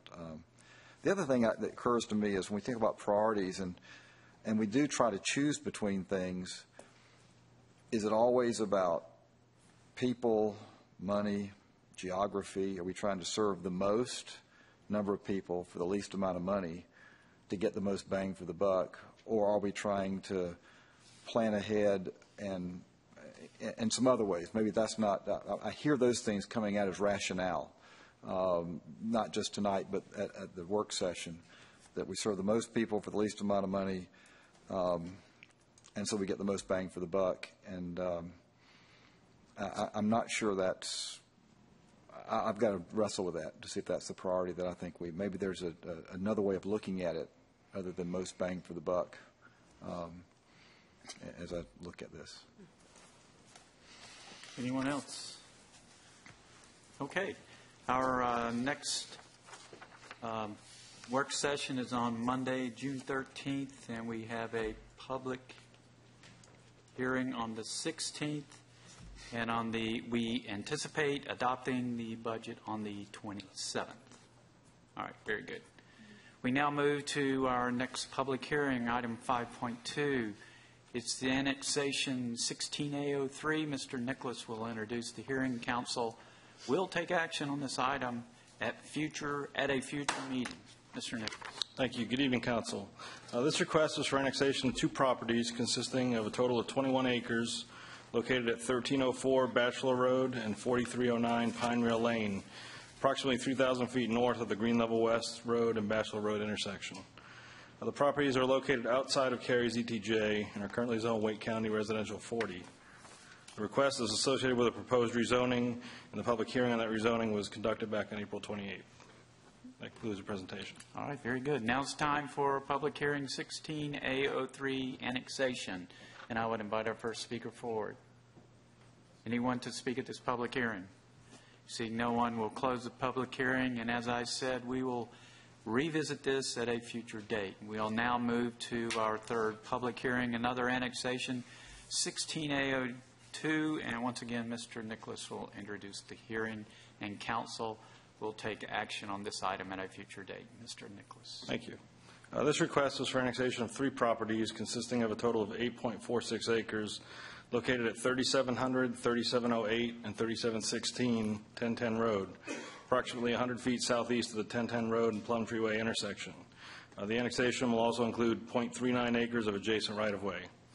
Properties are located outside of Cary's ETJ and are currently zoned Wake County Residential 30. Request is associated with the proposed rezoning, and that public hearing was also conducted on April 28th. Thank you, Mr. Nicholas. Now's the time for public hearing for annexation 16A02, and I would invite our first speaker forward.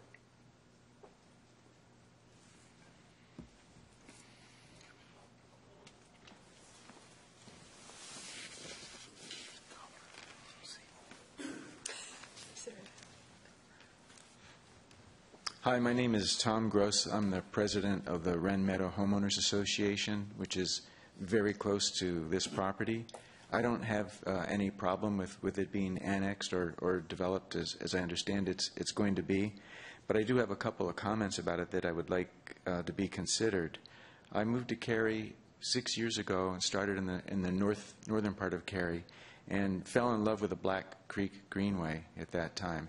It was absolutely a fantastic recreational facility, and then moved to the Wren Meadow area in South Cary and found out that there were no real greenways in the area, which was a real disappointment. However, then I got excited again when I saw that the Camp Branch Greenway was planned for some time in the future. And being an avid biker and having to bike on 1010 Road, Holly Springs Road, Kildare Farm Road. Lori, you're lucky I'm still here able to talk to you. I can't believe it.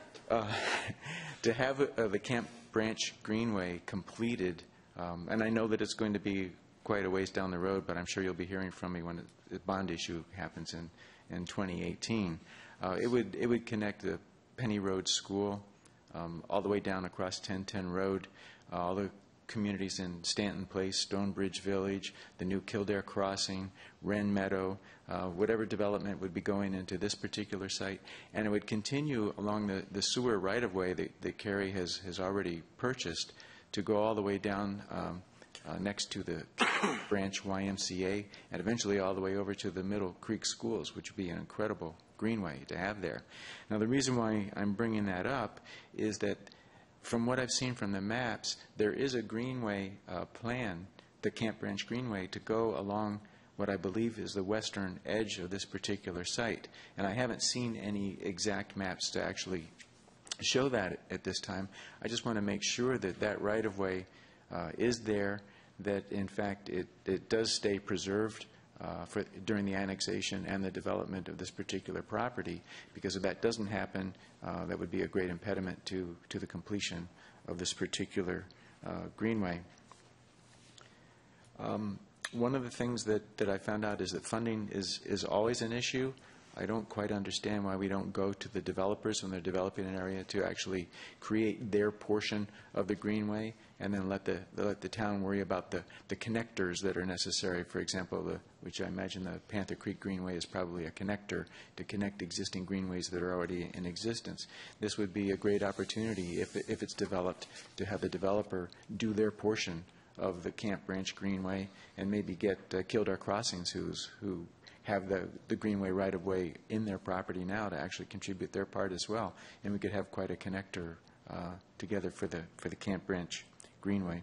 So those are my suggestions. It's kind of a pitch for the greenway at the same time as concerns about this annexation. And that's what I have to say. Thank you very much for your time. Thank you, Mr. Gross, and please be careful. We're on some dangerous roads. Anyone else to speak at this public hearing? Seeing no one, we'll close it and open it up to council members for questions or comments. I just want to echo the thought that we protect that right side. I mean, I'm not quite sure if the staff can answer that, but if it's on the plan, does that remain protected as this development goes? I believe if it's shown on the plan, then when they come in for a site plan or subdivision plan, they would be required to dedicate the area necessary for that greenway. And I believe also construct it as part of their project. Yeah. I mean, I just want to make sure that I thought that was a good point that the citizen brought up, and I hope that we pay attention to that as it goes through the process. Any other comments? Okay, we're going to see this one at a future date. We'll now move to our fourth public hearing. It's the Morris Branch rezoning, 16 REZ08. Ms. Dry will introduce the item. Council will not take action on this rezoning.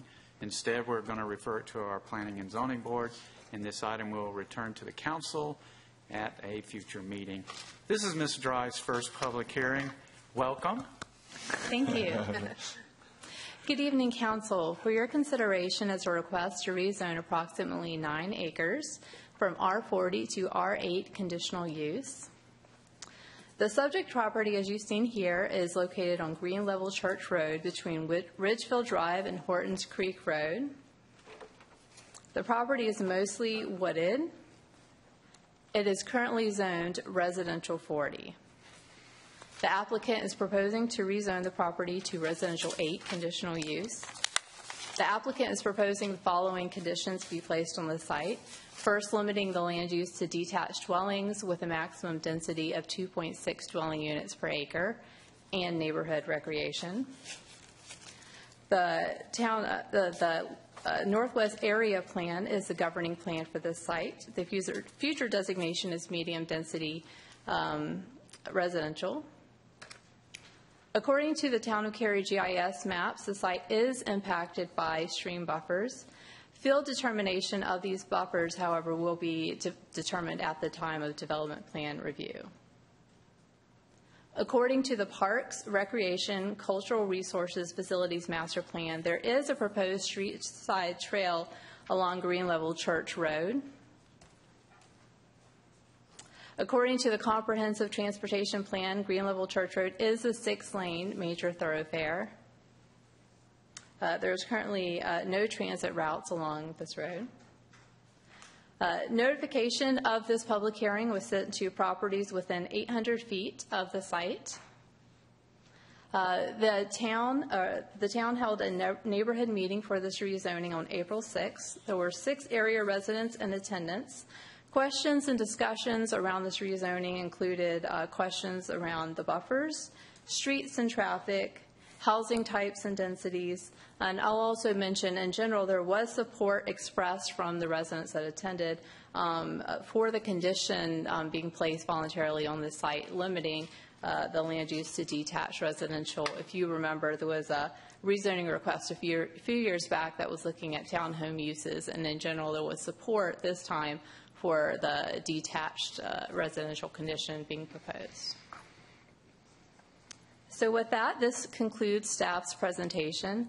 The applicant is here to share comments regarding this rezoning request. Following the public hearing, staff will be available for questions. Thank you. Thank you. At this time, I would invite the applicant forward for their comments.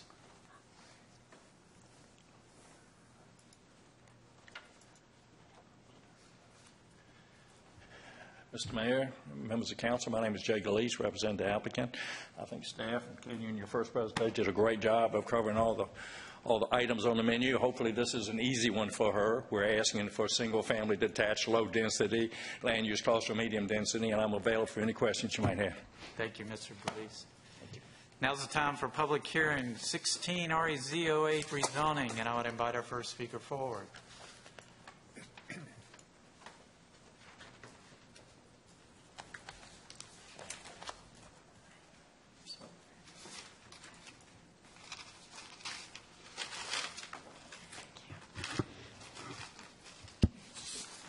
Hello, my name is Wendy Cook. I reside on Ridgefield Drive, and I am going to read a statement written by my neighbor, James Chow, who had to travel to a graduation, and that is what's being passed out to you now.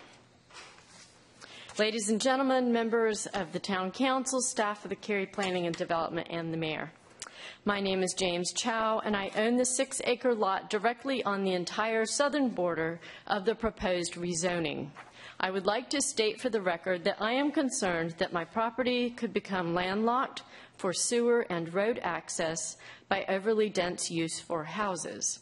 If the applicant is granted rezoning at R8 conditional usage, I would like to know that they will stub sewer and road access between our two properties. I hope that this would be carefully considered at the time of site development according to the Cary Land Development Ordinance, LDO, particularly connectivity in Section 7.10. My expectation is that the back of my property will eventually be rezoned and annexed into the town of Cary for development. To make this happen smoothly, the road and utility stubs need to exist so as to avoid creating another roadway access onto Green Level Church Road, which is a major north-south roadway. Septic must flow north towards the Morris Branch land because Ridgefield Drive is higher than the surrounding land. There will be limited roadway access to my lot due to roadway beautification and monument easements granted by me to the Ridgefield Farms development that have already been recorded in the Wake County deeds. Several of these easements were requests originated by the Town of Cary Planning and Development and are to be assigned to DOT and the Town of Cary.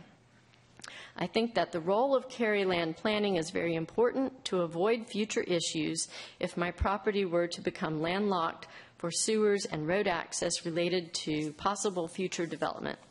Thank you for listening and acting accordingly for this conditional use rezoning application. Yours truly, James L. Chow, 7424 Ridgefield Drive, Cary. Thank you. Thank you. Next speaker, please. Anyone else for this rezoning public hearing? Seeing no one, we'll close the public hearing, and this will be referred to a future planning and zoning board meeting. And after they make a recommendation, it will return to council for our vote. We now move to item 5.5. It's the Herbert Bailey property rezoning 16 REZ07. And once again, Ms. Dry will introduce this item. For your consideration is a request to rezone 5.3 or 5.03 acres from residential 40 and residential 12 to residential 8 conditional use. This property is located on the west side of Evans Road between West Dynasty Drive and Evans Estates Drive. As you can see, the property is improved with single-family detached dwellings and is also vacant. It is next to the Silver Creek subdivision and across the street from the Bailey Park Court subdivision, which is currently under construction. The current zoning for the property is residential 40, as you can see with the properties in the brown on this map, and also residential 12. There are two properties highlighted in yellow. Those are the R12 properties. The applicant is proposing to rezone the property to R8 conditional use. The proposed zoning conditions are limiting the land uses to detached dwellings with a maximum density of 2.6 dwelling units per acre and neighborhood recreation. The land use plan identifies the sites as low-density residential. According to the Town of Cary GIS maps, there are stream buffers on the site. However, the actual features will be determined during the development plan review. According to the Parks, Recreation, and Cultural Resources Master Plan, there are no parks or greenways identified on the site. The Comprehensive Transportation Plan identifies Evans Road as a 5-lane major thoroughfare. For this public hearing, properties within 800 feet of the site were notified. There was a neighborhood meeting for the rezoning held here at the Town Hall on April 6th. There were 7 area residents in attendance. Questions and discussions around this rezoning included stormwater, particularly along the western side of the property backing up to the Silver Creek subdivision, buffers, streets, and traffic. So this concludes staff's presentation. I'd like to invite the applicant to share their request with the Town Council. Following the public hearing, staff will be available for questions. This time I invite the applicant forward for their comments.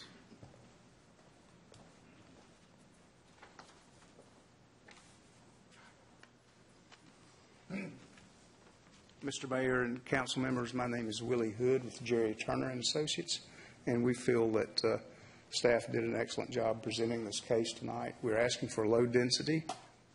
This area is sort of in transition. Some of the properties were developed when it was in the county, and now there are efforts to, bring this into the town and develop in a more urban situation.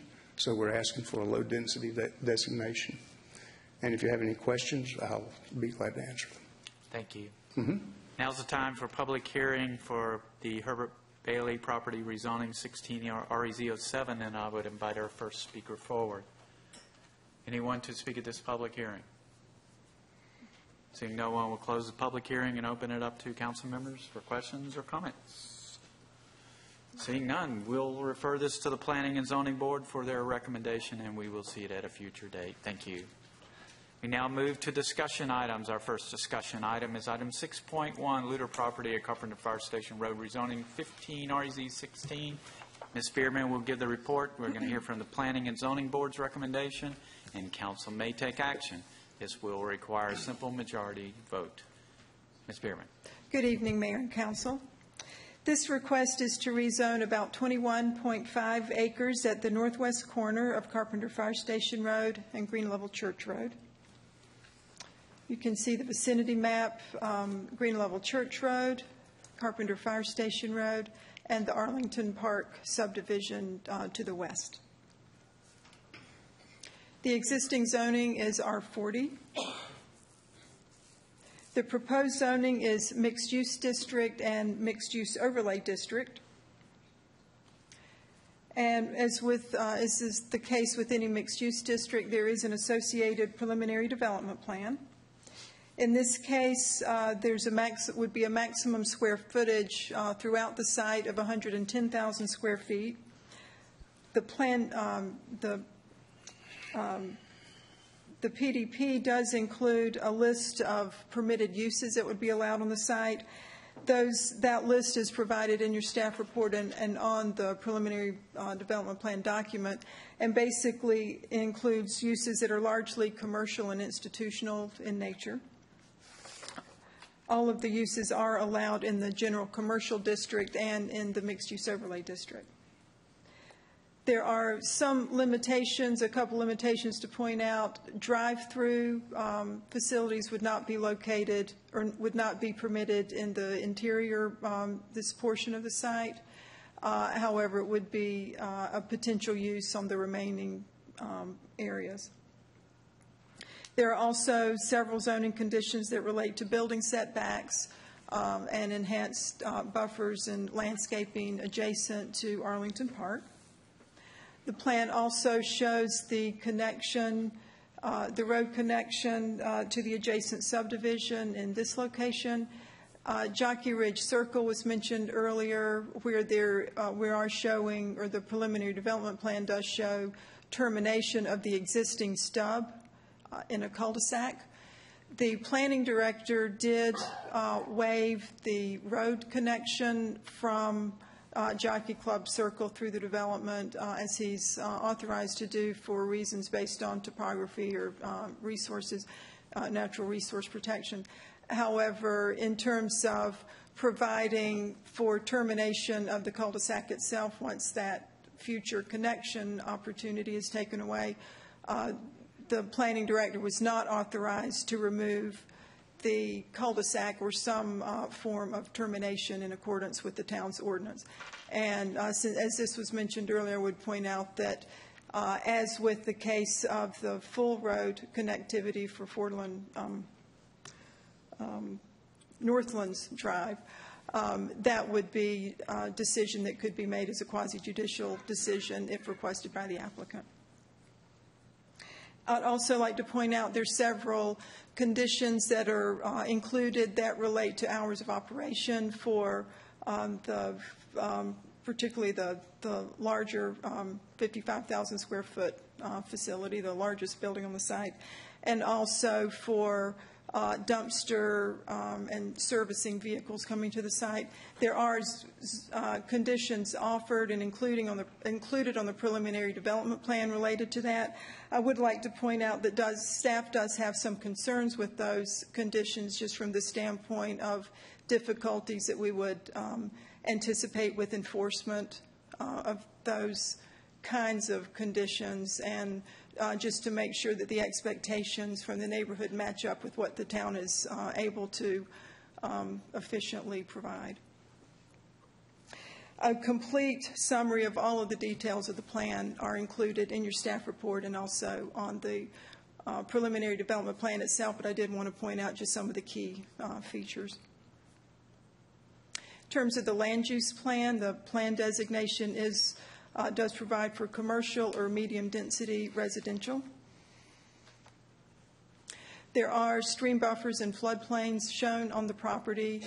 As in any case, the stream buffer determinations will be finalized at the time of the site plan or development plan review. This shows the Parks, Recreation, and Cultural Resources Facilities master plan. There is an existing greenway just north of the property on the opposite side of Morris Branch, and also a street side trail on the opposite side of Green Level Church Road. This shows the transportation plan. Both Green Level Church Road and Carpenter Fire Station Road are major thoroughfares. It ultimately will be 4-lane median divided. It shows transit. There is a future C-Tran route planned for Green Level Church Road. At the public hearing, there were 10 speakers. They spoke in opposition to to the project with a number of concerns, including the road connections, traffic, public safety, and we heard some comments regarding the lack of market demand for more retail in the area. 4 citizens spoke in favor, citing a need for more restaurants, retail, medical services in the area. And at that time, the council did urge the applicant and the neighbors to work together to address some of these issues.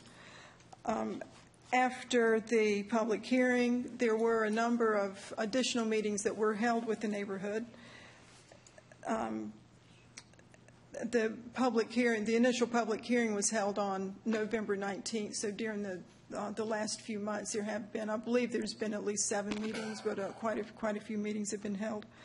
The applicant has made a number of changes to the plan based on those meetings, and those are reflected in the current preliminary development plan.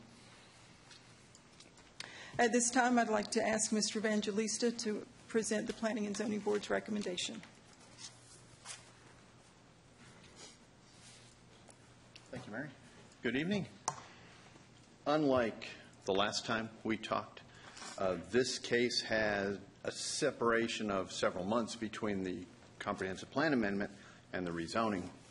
So many of the issues that were germane to only the comprehensive plan amendment, whether it's commercials, appropriate and the like, those were already done.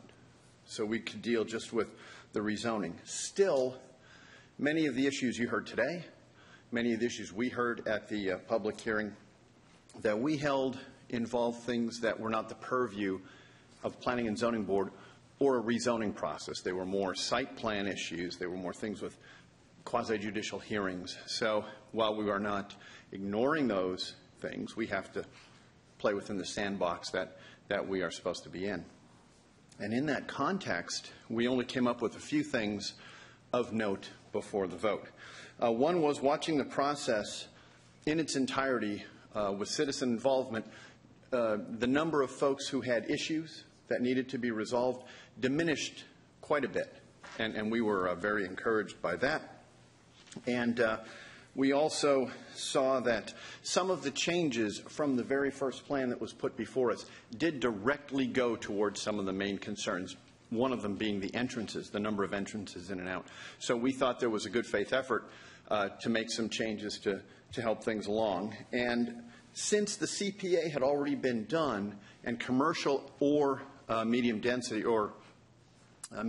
was now available, at that point we thought, yes, the commercial is an appropriate use, and a 7-2 majority. The two folks who voted against it had two main points. One is there was not enough done. I believe some of you had mentioned in the very first public hearing some significant changes would have to be made. Some of our folks felt the same way, and they didn't think changes were significant enough. We didn't know any more details beyond that. And the other said simply that there are other sites in that area more conducive to a commercial zoning such as this, and that they weren't convinced that this had to happen here. And those were the two objections for those votes. That's about it. Do you have any questions for me, though? Questions for Mr. Evangelista? No. Okay, thank you. My pleasure.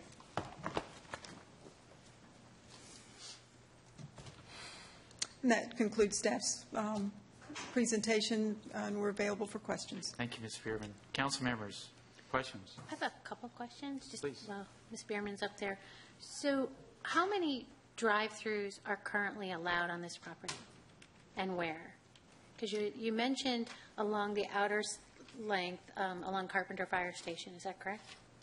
The potential locations for drive-throughs would be the two out parcels along Carpenter Fire Station, also the out parcel on Green Level Church Road, and with the larger building, there would be the potential for a drive-through facility there too, presumably a pharmacy.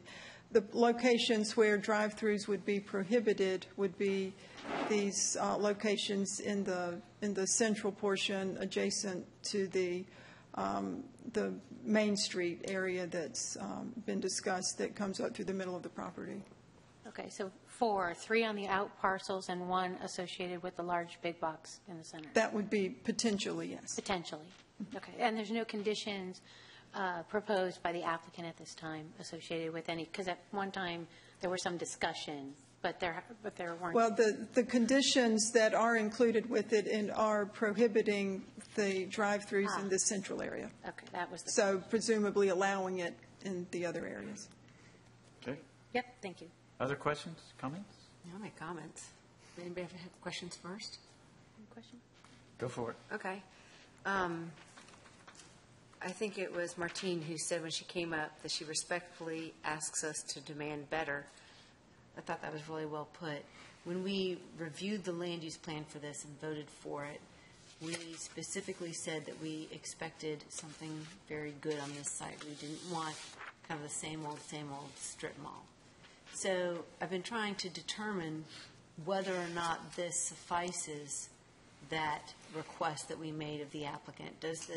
Is this something different and better? And I think in summary, I'd say if it was, I think we'd have more support from the residents. They've given us a very nice spreadsheet here of kind of what they were hoping for from this project, and there's still work that can be done to improve upon this plan. And I think that it would be in the community's best interest for us to request that the developer take that extra time and continue to work with the neighbors and try to make this a better project for the community. My particular observations about this, the first thing, I completely agree that the large box should be moved as far away as possible from the community, particularly with the loading dock. That's a very intrusive element for neighborhoods.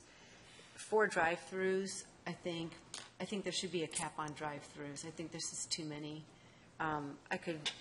They, of course, are not at the point of picking who their tenants will be, but they very easily could have 2 fast foods, 3 fast foods, 2 fast foods and a bank and a pharmacy. I mean, it's just a lot of drive-through elements, and I think that we could do better. I personally, this is not something the residents have brought to me, but I personally don't think that the massing of buildings does enough to create that sense of place that the residents are looking for. I think there's still too many parking areas, large parking swaths that have to be traversed to be able to get from one area to another. Then I think it's those kinds of experiences that degrade a community from being, a project from being as good as it can be. And so I personally think that there's some improvements that could be made to this, and I'd like the applicant to take the time and get it right, because once it's done, we can't go back and do it again. And the success of this project will have a lot of bearing on its immediate community, and I think it's important for us to go slowly and make sure it's done well. As far as the comments that were made a couple times about payments to the residents, first of all, I don't know that it's bad or good to pay money to residents. I mean, that's between them, so I'm not necessarily saying it's bad, but it is hard to sit here and listen to people basically be put into a very difficult situation where they're asked to either mitigate the impact to their house, to their family, by accepting some payment that can help vegetate, but have their democracy, their voice suppressed. And that is troubling to me. I wish that if the applicant was going to make private agreements with residents about payments, that the applicant did not put a condition in there that they couldn't make comment or... There was no suppression. I think you're misreading it. Well, maybe I am, but I'm hearing from people say that they don't feel like they can speak about this if they've taken the payment. So, I'm not a lawyer. I've seen the private agreements. There's nothing about that in the private agreements, and they could present them. Okay, well, that would make me feel better, because I did have a hard time with that. It had nothing to do with that. It was just that they felt that way. Oh, you still have other comments? Yeah, you go ahead. I'm sorry, but I just wanted to jump in before you get to that. That summarizes it. I have a lot of concern about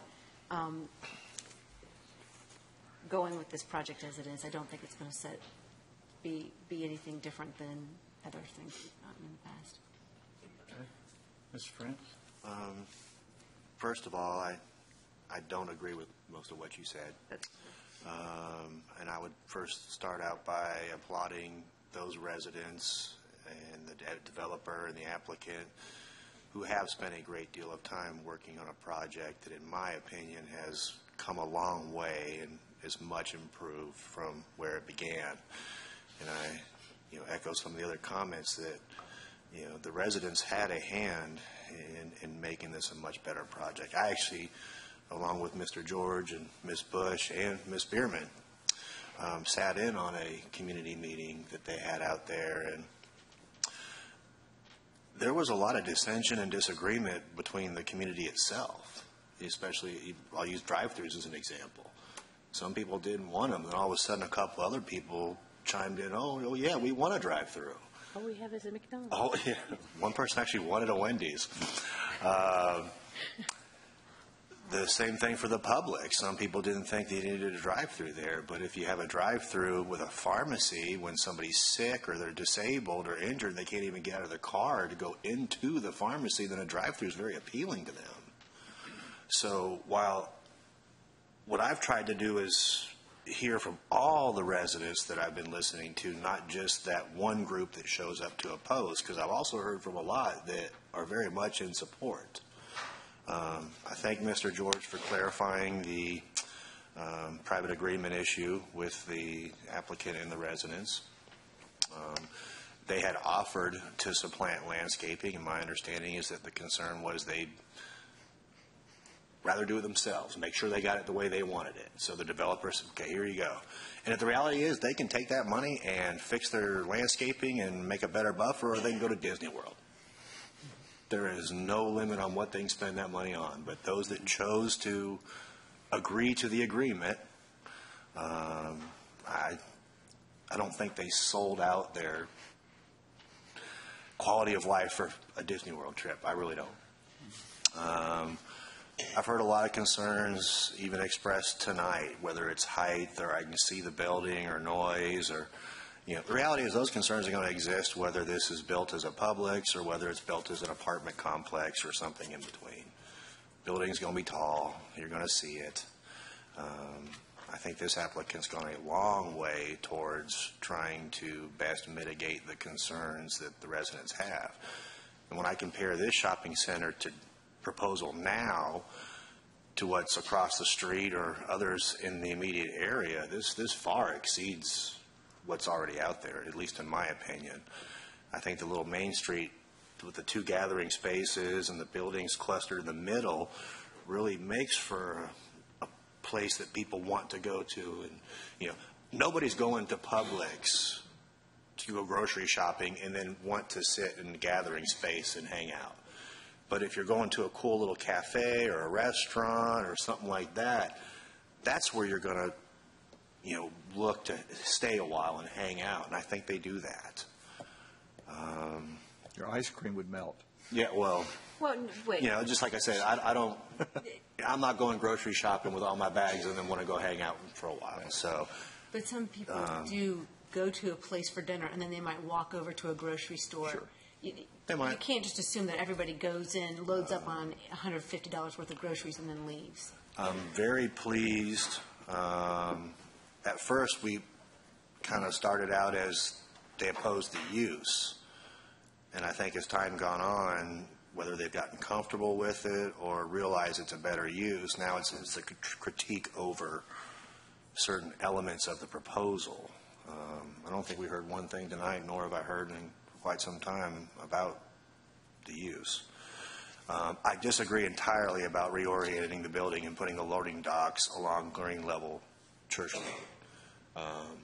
As much as we try to make sure all of our streetscapes in this town are beautiful and look good, I can drive through town and see some of the older grocery stores that have their backs up against the street and the loading docks, and they're hideous. I really wish when they built the new Harris Teeter by my house, they did not orient it the way they did. It's terrible.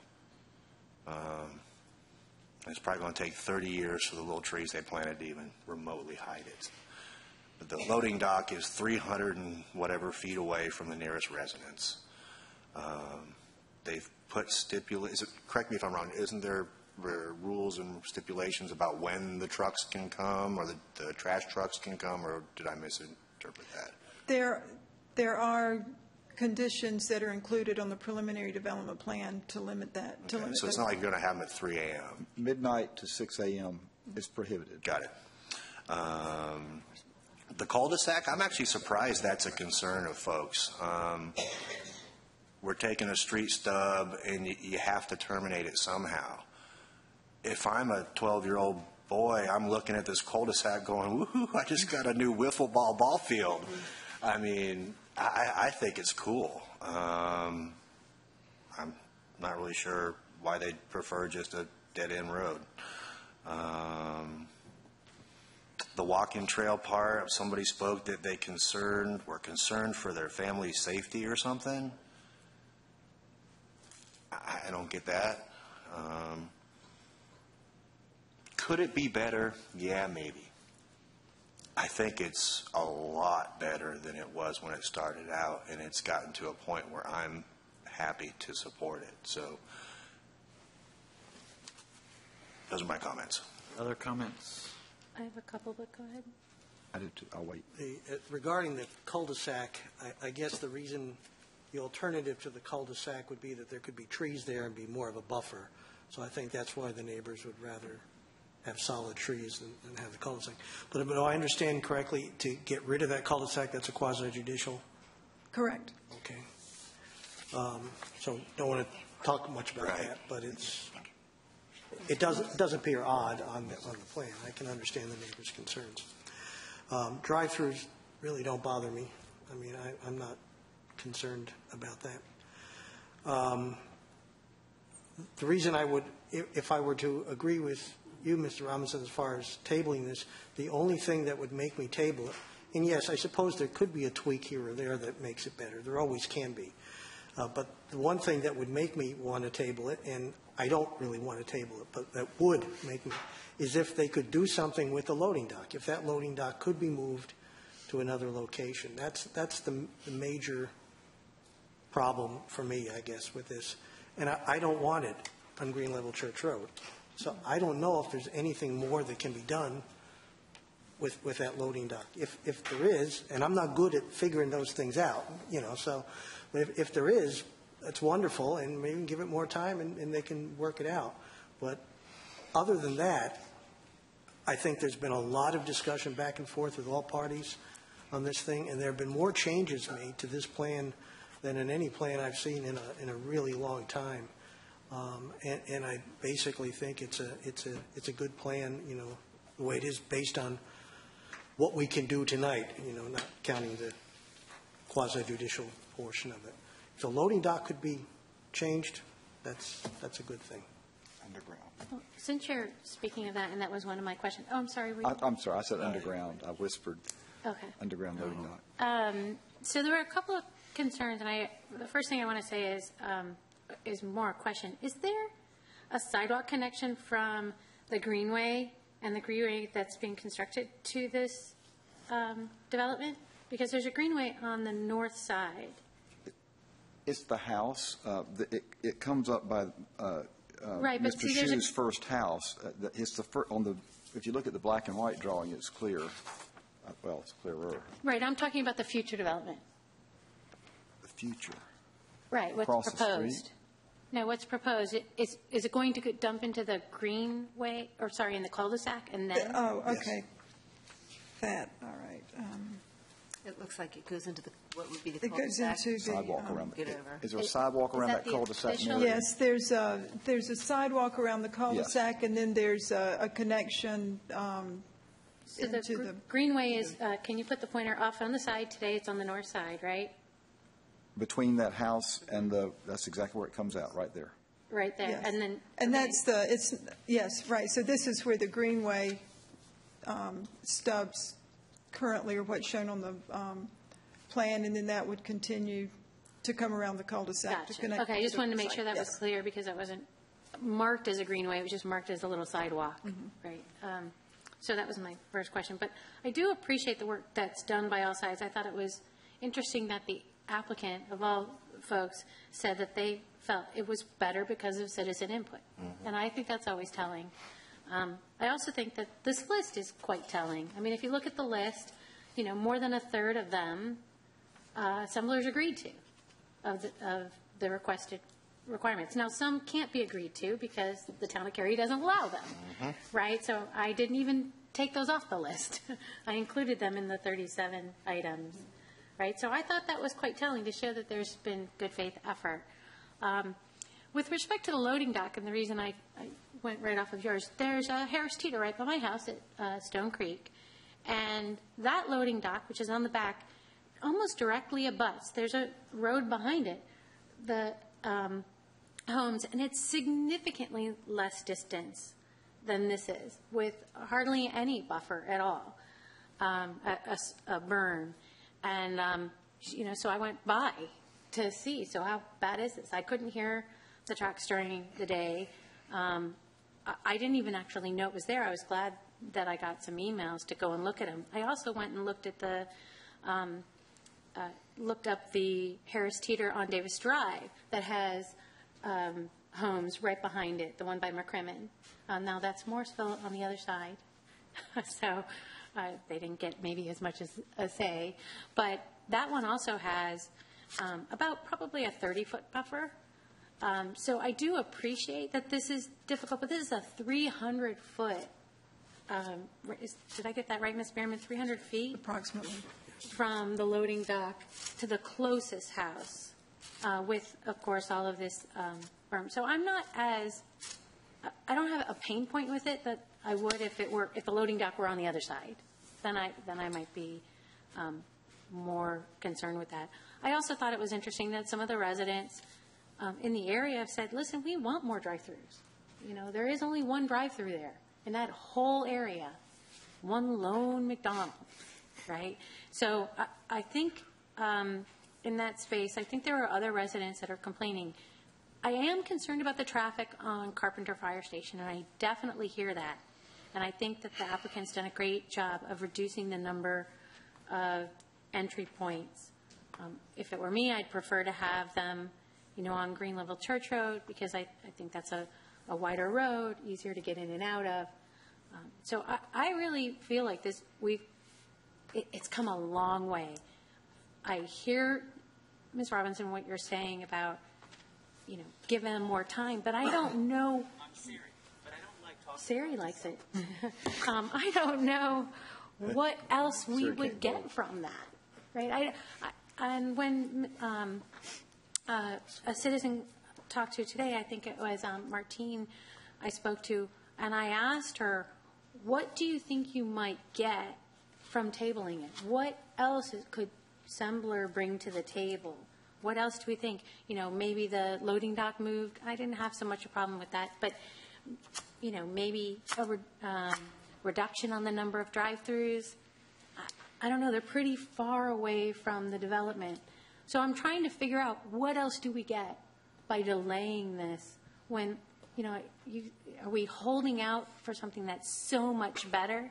Are we holding out for perfect when good's pretty great as it is? You know, I agree with Mr. France. This is going to be better than many of the developments that we've seen in the past. I'm leaning towards approval. Well, you're trying to save yourself for last, like the best for last. I'll go next. That's fine. I think it's your district. No, it's yours. I don't know whose district it is. All I know is when I look at that corner, and I close my eyes and I think of multifamily there, I cringe because I think it's just so wrong for that corner. You know, you were talking, Jennifer, about the sense of place and all that. I thought the first proposal was great. It already met that. And if there's anything to be said about delaying and encouraging people to work together, when I looked at that and I looked at that center and I looked at how you have this little meeting area and you could have the right, you know, the center where you can't have the drive-throughs, you know, I thought that was just great. I think drive-throughs, yeah, I mean, I kind of like them, but I don't use them because I'm too impatient and I don't like to sit in my car that long. But I think the sense of place is there. I think that the loading dock is so far away that didn't even come up to me as a concern. I think it doesn't look like that usual strip mall, and I think it has a sense that really complements the area there. And, you know, I think what we're looking at is the result of the community working together. They may not all agree, but in the end, what was initially proposed to what we're getting now, you know, in my mind meets the test of trying to work together and come up with something better. And I think we have. Mr. George. I really appreciate these residents, and I think probably why I got involved, not because it was stepping on toes or it wasn't in my district, but it's because I sat up there in the cheap seats and listened to my first live hearing in November after I was elected, but before I was sworn in. So I heard all those residents, and I drove out there the next day and looked at it, within the next week with my wife, we looked at it.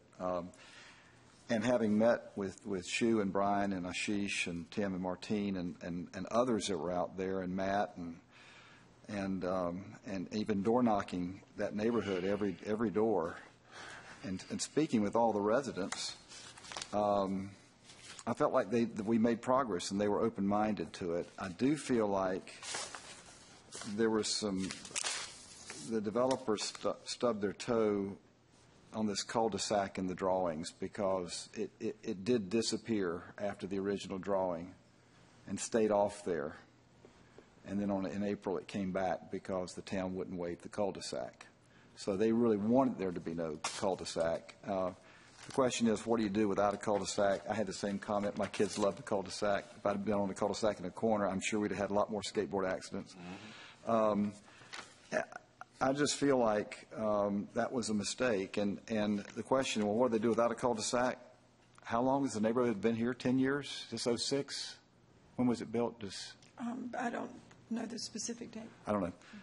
It's been there a while without a cul-de-sac, and they've got along just fine without a cul-de-sac. And it's really those two houses. And Mr. Shu, or Shu, I don't know if it's his first name or last name, that spoke, he is that house on the edge with the greenway coming up beside him, and he's the one that's lived without the cul-de-sac.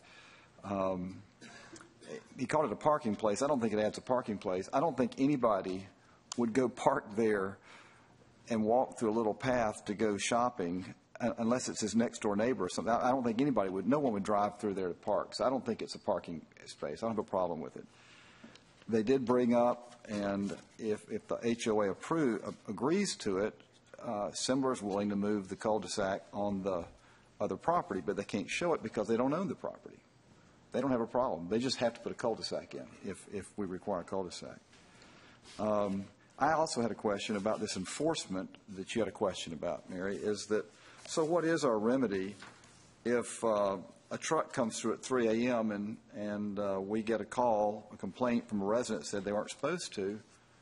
Do we have to write an ordinance to fine? What do we have to do? How do we enforce that, or is there what do we do? Well, I mean, that's staff's concern with that is the practicality of enforcement, because staff is not, it's a fleeting type of activity. By the time staff would get there to investigate a complaint, it would be over.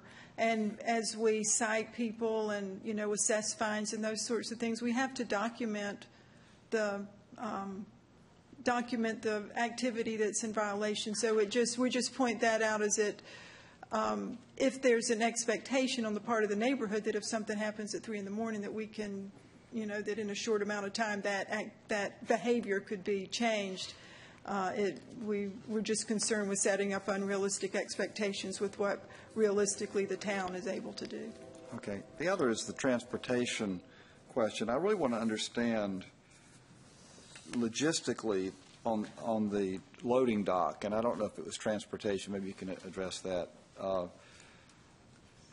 There has to be, because they're big, long trucks, semis, they have to be able to get in and out and onto a road and not into a parking lot. Is that correct? They shouldn't. They don't in this drawing, but I mean, there's a problem if you had it where you can't have a truck going through a parking lot where cars are parked trying to navigate to a, or can you? Well, in a private setting, they can do kind of what they want. Now, if it's a public street, we have some different parameters about backing out into a public right-of-way and things like that. But I think the way they've got it now to maneuver a truck in, they're going to have to probably go in one direction, probably off of Green Level Church Road, go around the curve, and then back in.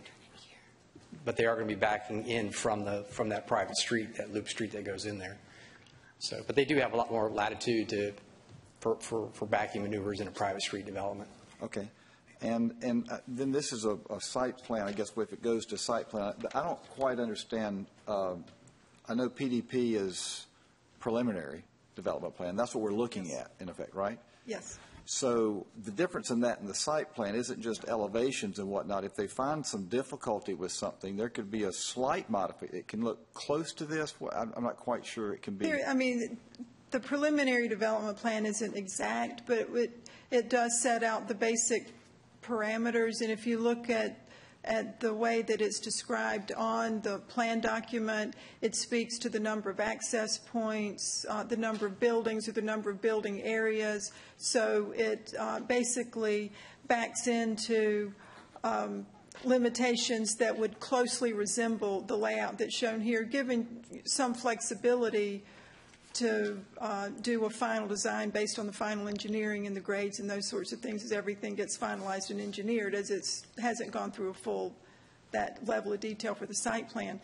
But anything that is specifically listed, for example, building setbacks, where there's limitations where the larger building would have to be at least 200 feet from the property line, where these buildings in the center and, along this axis would need to be at least 160 feet from the property line. So all of those components that are specifically called out would have to be adhered to, and if the plan would deviate from that in any significant way, then they would have to come back for another rezoning, not to get the MXD district, but to change the preliminary development plan.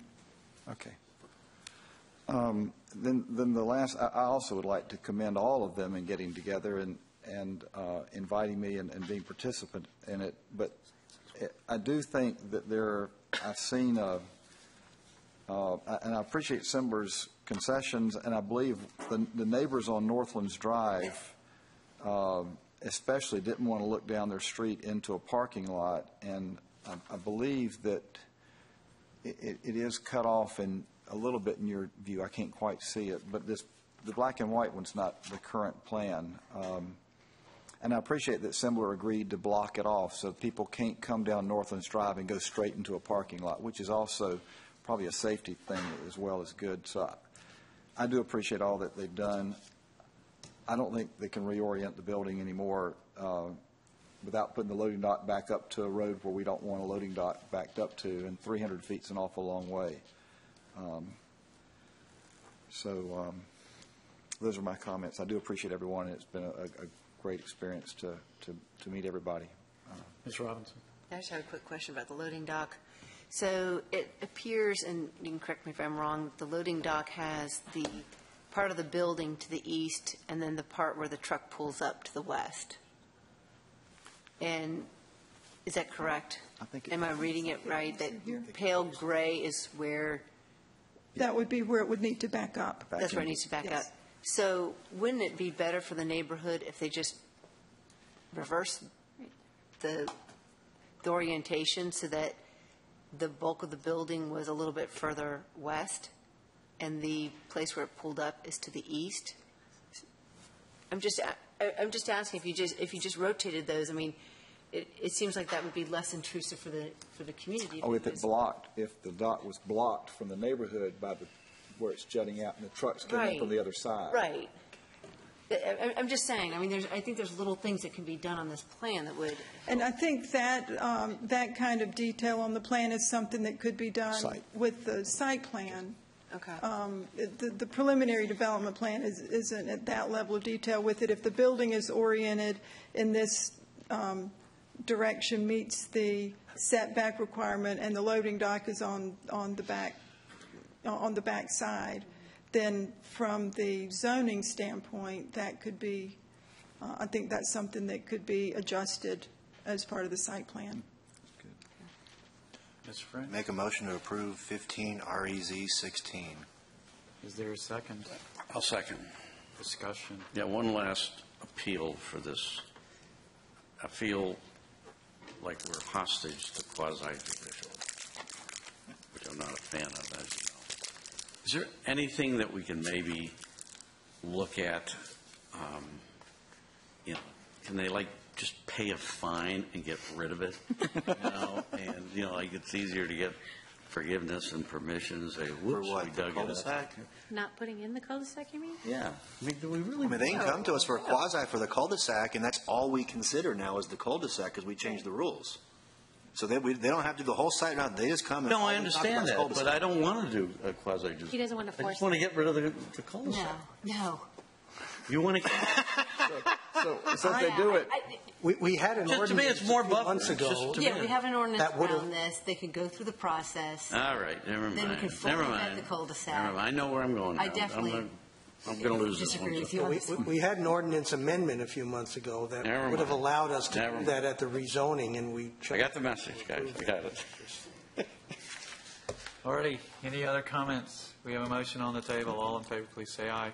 Aye. Those opposed? No. No. Motion carries 5-2. Thank you, Ms. Bierman. We need a motion for consistency statement.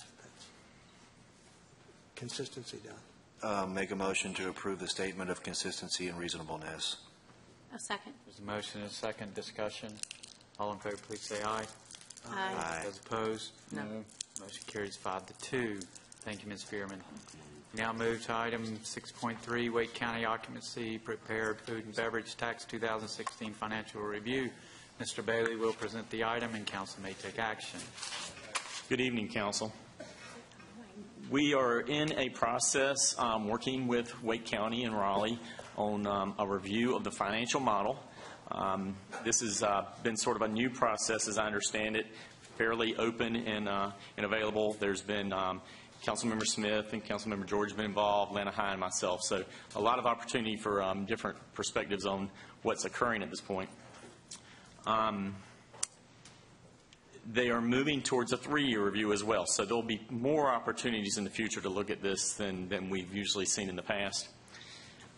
The current review process is broken into 2 phases.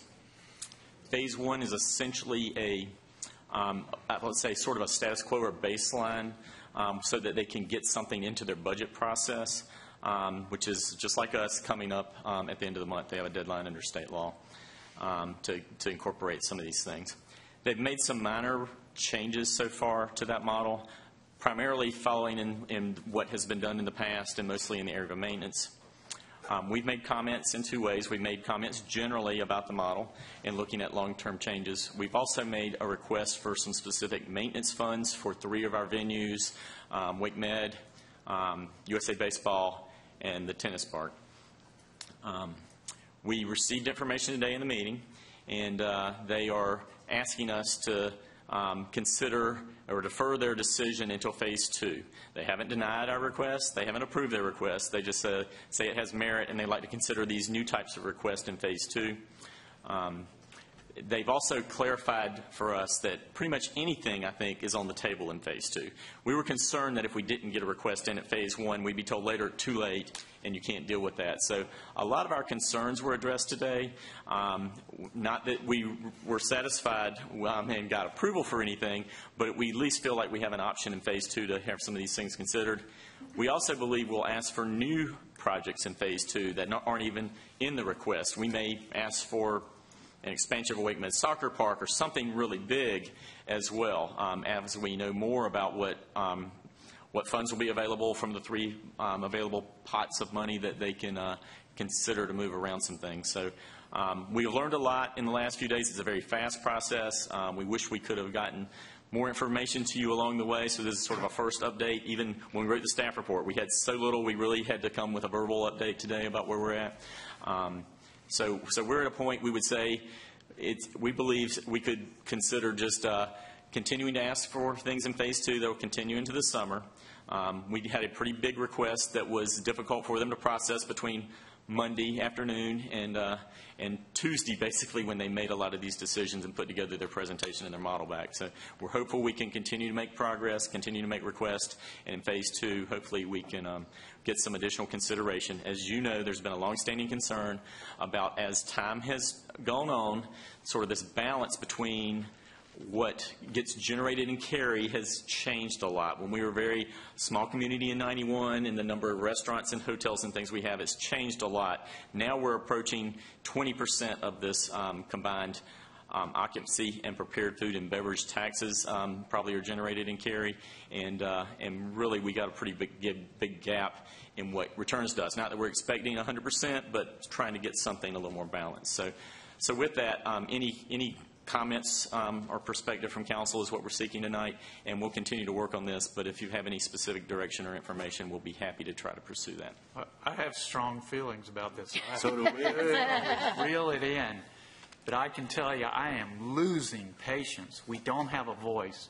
We're funding all of Raleigh's projects, and I'm getting tired of it, frankly. And I've talked with the Morrisville mayor, and together we got a pretty big chunk of change that's going to Raleigh, and we better start seeing some of that money coming back. Or I'm going to ask that we go to the legislature and get this thing changed because it's ridiculous. totally concur with everything the mayor said. I'm fine continuing to phase 2 to see that if by some miracle we do get our fair share. Should we not receive our fair share, then I would wholeheartedly ride with you in the car to the legislature and either A, get them to change the distribution formula or start lobbying to kill this tax altogether. Other comments? Well said. Amen. Well, I spent it. Mackerel. I'm not just going to concur. I did spend an hour with them after the meeting today with the people that, and I was extremely encouraged after my 1-hour meeting because they asked us to submit more and bigger projects. And I've got more details on that. We can talk at a later point about individually about those conversations. But I was encouraged, and I believe that we can be engaged fully in the process for phase 2. And they really assured us that the next amendment, everything is on the table. The split, the 85-15 split, everything is on the table. And as I looked at the numbers with Lana, and we sat in the office, a couple of times and looked at it today again. If you look at 1995, the hotel amount was about 1/7 of what Raleigh collected. And this past year it was about 40% of what Raleigh collected. So we have exponentially grown without the benefit of having this convention center in downtown Cary to draw all this hotel traffic. And we've done way better than they have, and they've had all the funds. Now, we might have benefited from some PNC spectators, because obviously that's really close to Cary, and probably the better hotels are in Cary to go to PNC. So we've benefited from that part of it, but still exponentially. They've had all the money, and they pointed out we've had the exponential growth without that benefit. So if we'd had the benefit of the influx of the money to build more venues and improve our venues, then it could have gone even higher. But I'm optimistic. I'm optimistic. Are you just agreeing with him, or are you just adding on?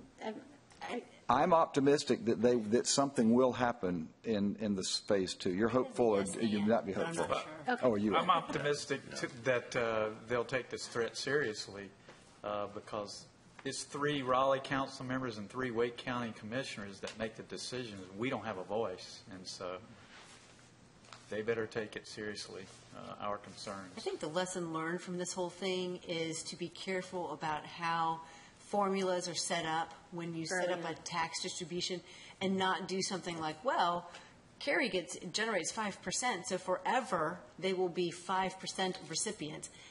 Those kind of formulas, we have to be very careful, and I say that as we go into, say, the transit decision about, the committee structure for transit and other things.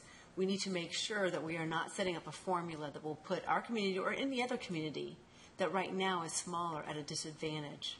Amen. Other comments? Mr. Smith. Well, having been involved in this for many years, I think I've shared the story. Yeah, why haven't you fixed it? Yeah, I know. Blame me. I got big shoulders. As I shared before, 4 mayors ago with Coca Booth, the most upset I've ever seen him was the day this formula was created, and how we were left out. And the threat was you either play or you get nothing. I mean, that's how crass it was in the early 90s. And you're right. Part of it was we had the 1/7 revenue that we do now, but bluntly, it was just Cary envy. We're growing, we're exploding. The hotels are here. Now they're also in Morrisville. Now we have a bigger share, and that has never evolved. To be fair, in the past, we had county commissioners that were sympathetic to a lot of the things we had. And we stayed true to the true model. The model was to generate tourism and revenue. And so a lot of the things that we did in Cary and put forward were things that did that. And just look at, and it really exploded our amateur athletic base. The hotels ended up getting filled in their slow seasons as we brought in pony softball and we brought in all the other stuff. And I believe that in those transition years, there was a lot of respect, and people recognized that we were growing and that revenue was there and tried to work with us. We have this situation now that between Raleigh and the commissioners, you have literally all new people. And they're learning the process too. And you know, our best strength is to continue to work with the commissioners who have the obligation to be fair to all. And that's where I think we have to focus our energy. I do think it's wise to wait till phase 2, but I do fully agree that you know, we now need to bring the carriers into the Gulf Sea, and we got to make sure that they know that the patience is running thin. The revenue is there. The counter is life's unfair, and that's the attitude of basically our largest neighbor. And there's a lot of people that are looking. When you hear neighboring cities say, let's bring soccer to us in a location that's absurd and inane, instead of building and improving on the success that we have here, that's a problem. Yes, it is. That's just a problem. Yeah, create competition with our money. Right. And the whole, the way this was managed over the years was at least the modicum of rising tide lifts all boats. And there was some sense of fairness, even though the model may not have been unfair. So, you know, I share your anger and I share the frustration, but we are trying to work, you know, we've got between Tim and Lana working with their staff, you know, we're getting a lot of, you know, assurances, but I do think it's time that, you know, they listen to this, this recording and they understand that that patience is running thin. I don't know if that helps or not, but this model was going through fast track, and it was actually making it worse. Now we're funding for life the convention center and all the other centers, their operational costs. And our Cary citizens are absorbing the operational costs and the needs, like at the Wake Soccer Park. So now we've got those requests in, and we'll go forward. But I think it's time for us all, in whatever venue and forum we're in, is to make sure they know we're paying attention. Well said, Joe. I hope that helps. Just also want to thank Mr. Bailey and Lana and all you guys that have worked. Very much. Really appreciate all your efforts. Accolades to both your professionalism there, your ability to work with them. They had to shut me up lots of times. I would have screwed it up. So thank you very much. Yeah, we appreciate your feedback. We understand your concern with this issue. That's why we've been working so hard with staff, and we're trying our best to follow the process they're establishing and make sure we're hitting every point and every opportunity for input. And I think we've continued to do that between the mayor's letter, the information staff put together, and the opportunities we'll have coming up. We'll continue that. And certainly there may be some sides y'all can work as well when the opportunity comes with the commissioners especially to make a difference. So we'll continue our part, try to best to keep you informed, knowing this is a quickly moving process and staff reports are difficult to follow. So thank you very much for your feedback tonight. Thank you, Mr. Bailey. All right, item 6.4. This is something much more pleasant. We know it's been a long meeting. It's after 10 o'clock. It's already past my bedtime. It's about 2 hours past your bedtime, Ed. No, No, he's up 3 or 4 hours If there's tonight. baseball on, he's up. But we have one more very important item, consideration of appointing a new town manager. And as everyone knows, Ben Shiver, our former town manager, retired last fall after 39 years of public service. And since that time, Deputy Town Manager Mike Bajork's been carrying a heavy load, not only doing his job, but doing Ben's job and who knows whoever else's job. And it's taken us a lot longer than we anticipated, a lot longer. And we can't thank you enough for everything you did, Mr. Bailey did, Mr. Overton, to keep this town not only running, but running at a high level and also preparing a budget. preparing a very good budget. Those are monumental tasks when you're one down. So we really have a lot of thanks from our hearts for all that you did, and we very much appreciate it. Cary is a very, very special place, and finding our next town manager is one of the most important decisions this council, if not the most important decision, we will have to make. And to this end, we considered 80 applicants from across the nation and conducted face-to-face interviews with nearly a dozen. We worked to find just the right person to make the right fit to carry us from excellence to better than excellent is where we're trying to get. And we're grateful for all of those who showed an interest in serving Cary. We very much appreciate that. We had some excellent applicants.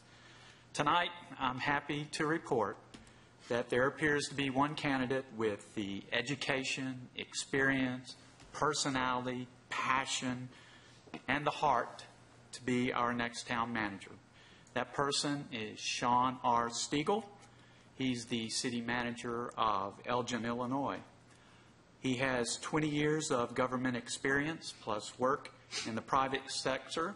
Sean has a bachelor's degree in political science and an MPA. He's no stranger to Cary. He has family that, my understanding, lives at the beach, or pretty much lives at the beach. So he's been stopping in Cary on his way to the beach for years. And I understand that one of his must-haves is a pizza from our Mellow Mushroom every time he comes through. So Sean is no stranger to Cary. We're very excited about him. That was one of the things we were looking for as a council is somebody we could all get behind and get excited about. And this is the person that we think we can get excited about. I've talked to him on the phone yesterday. I think, Laurie, you talked to him? I did. He's pumped up. He's ready to go. He loves this staff. He loves this town, and he can't wait to get here.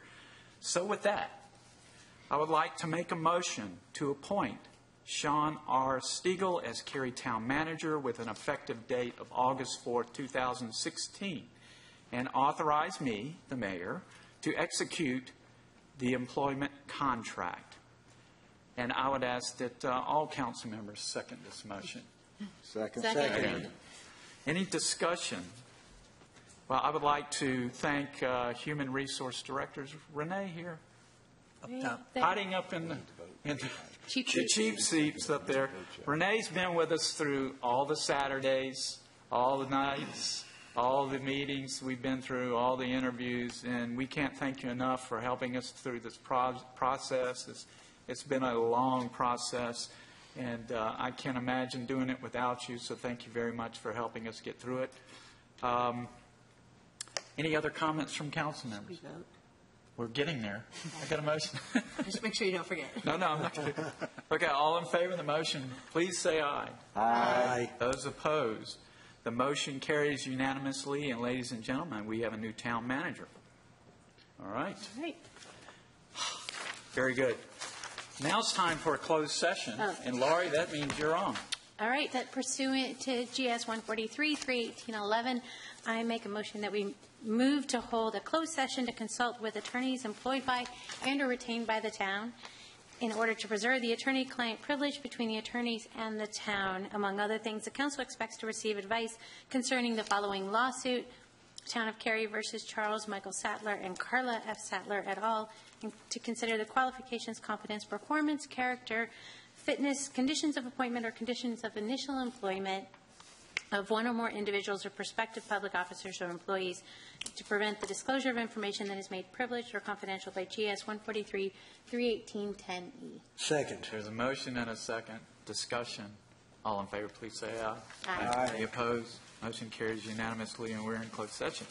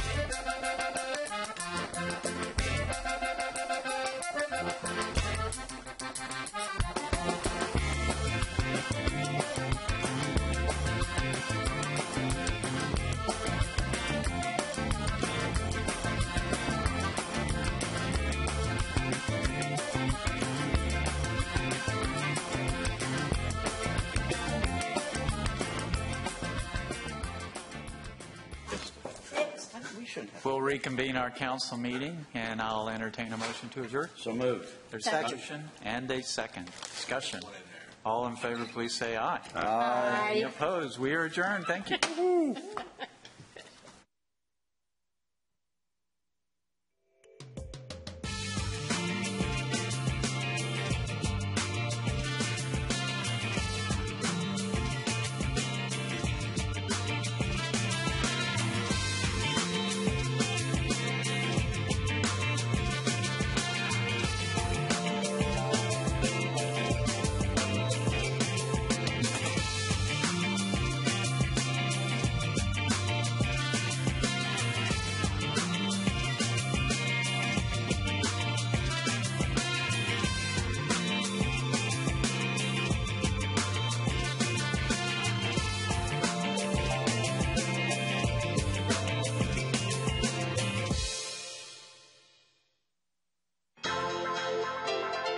This has been a production of Cary TV.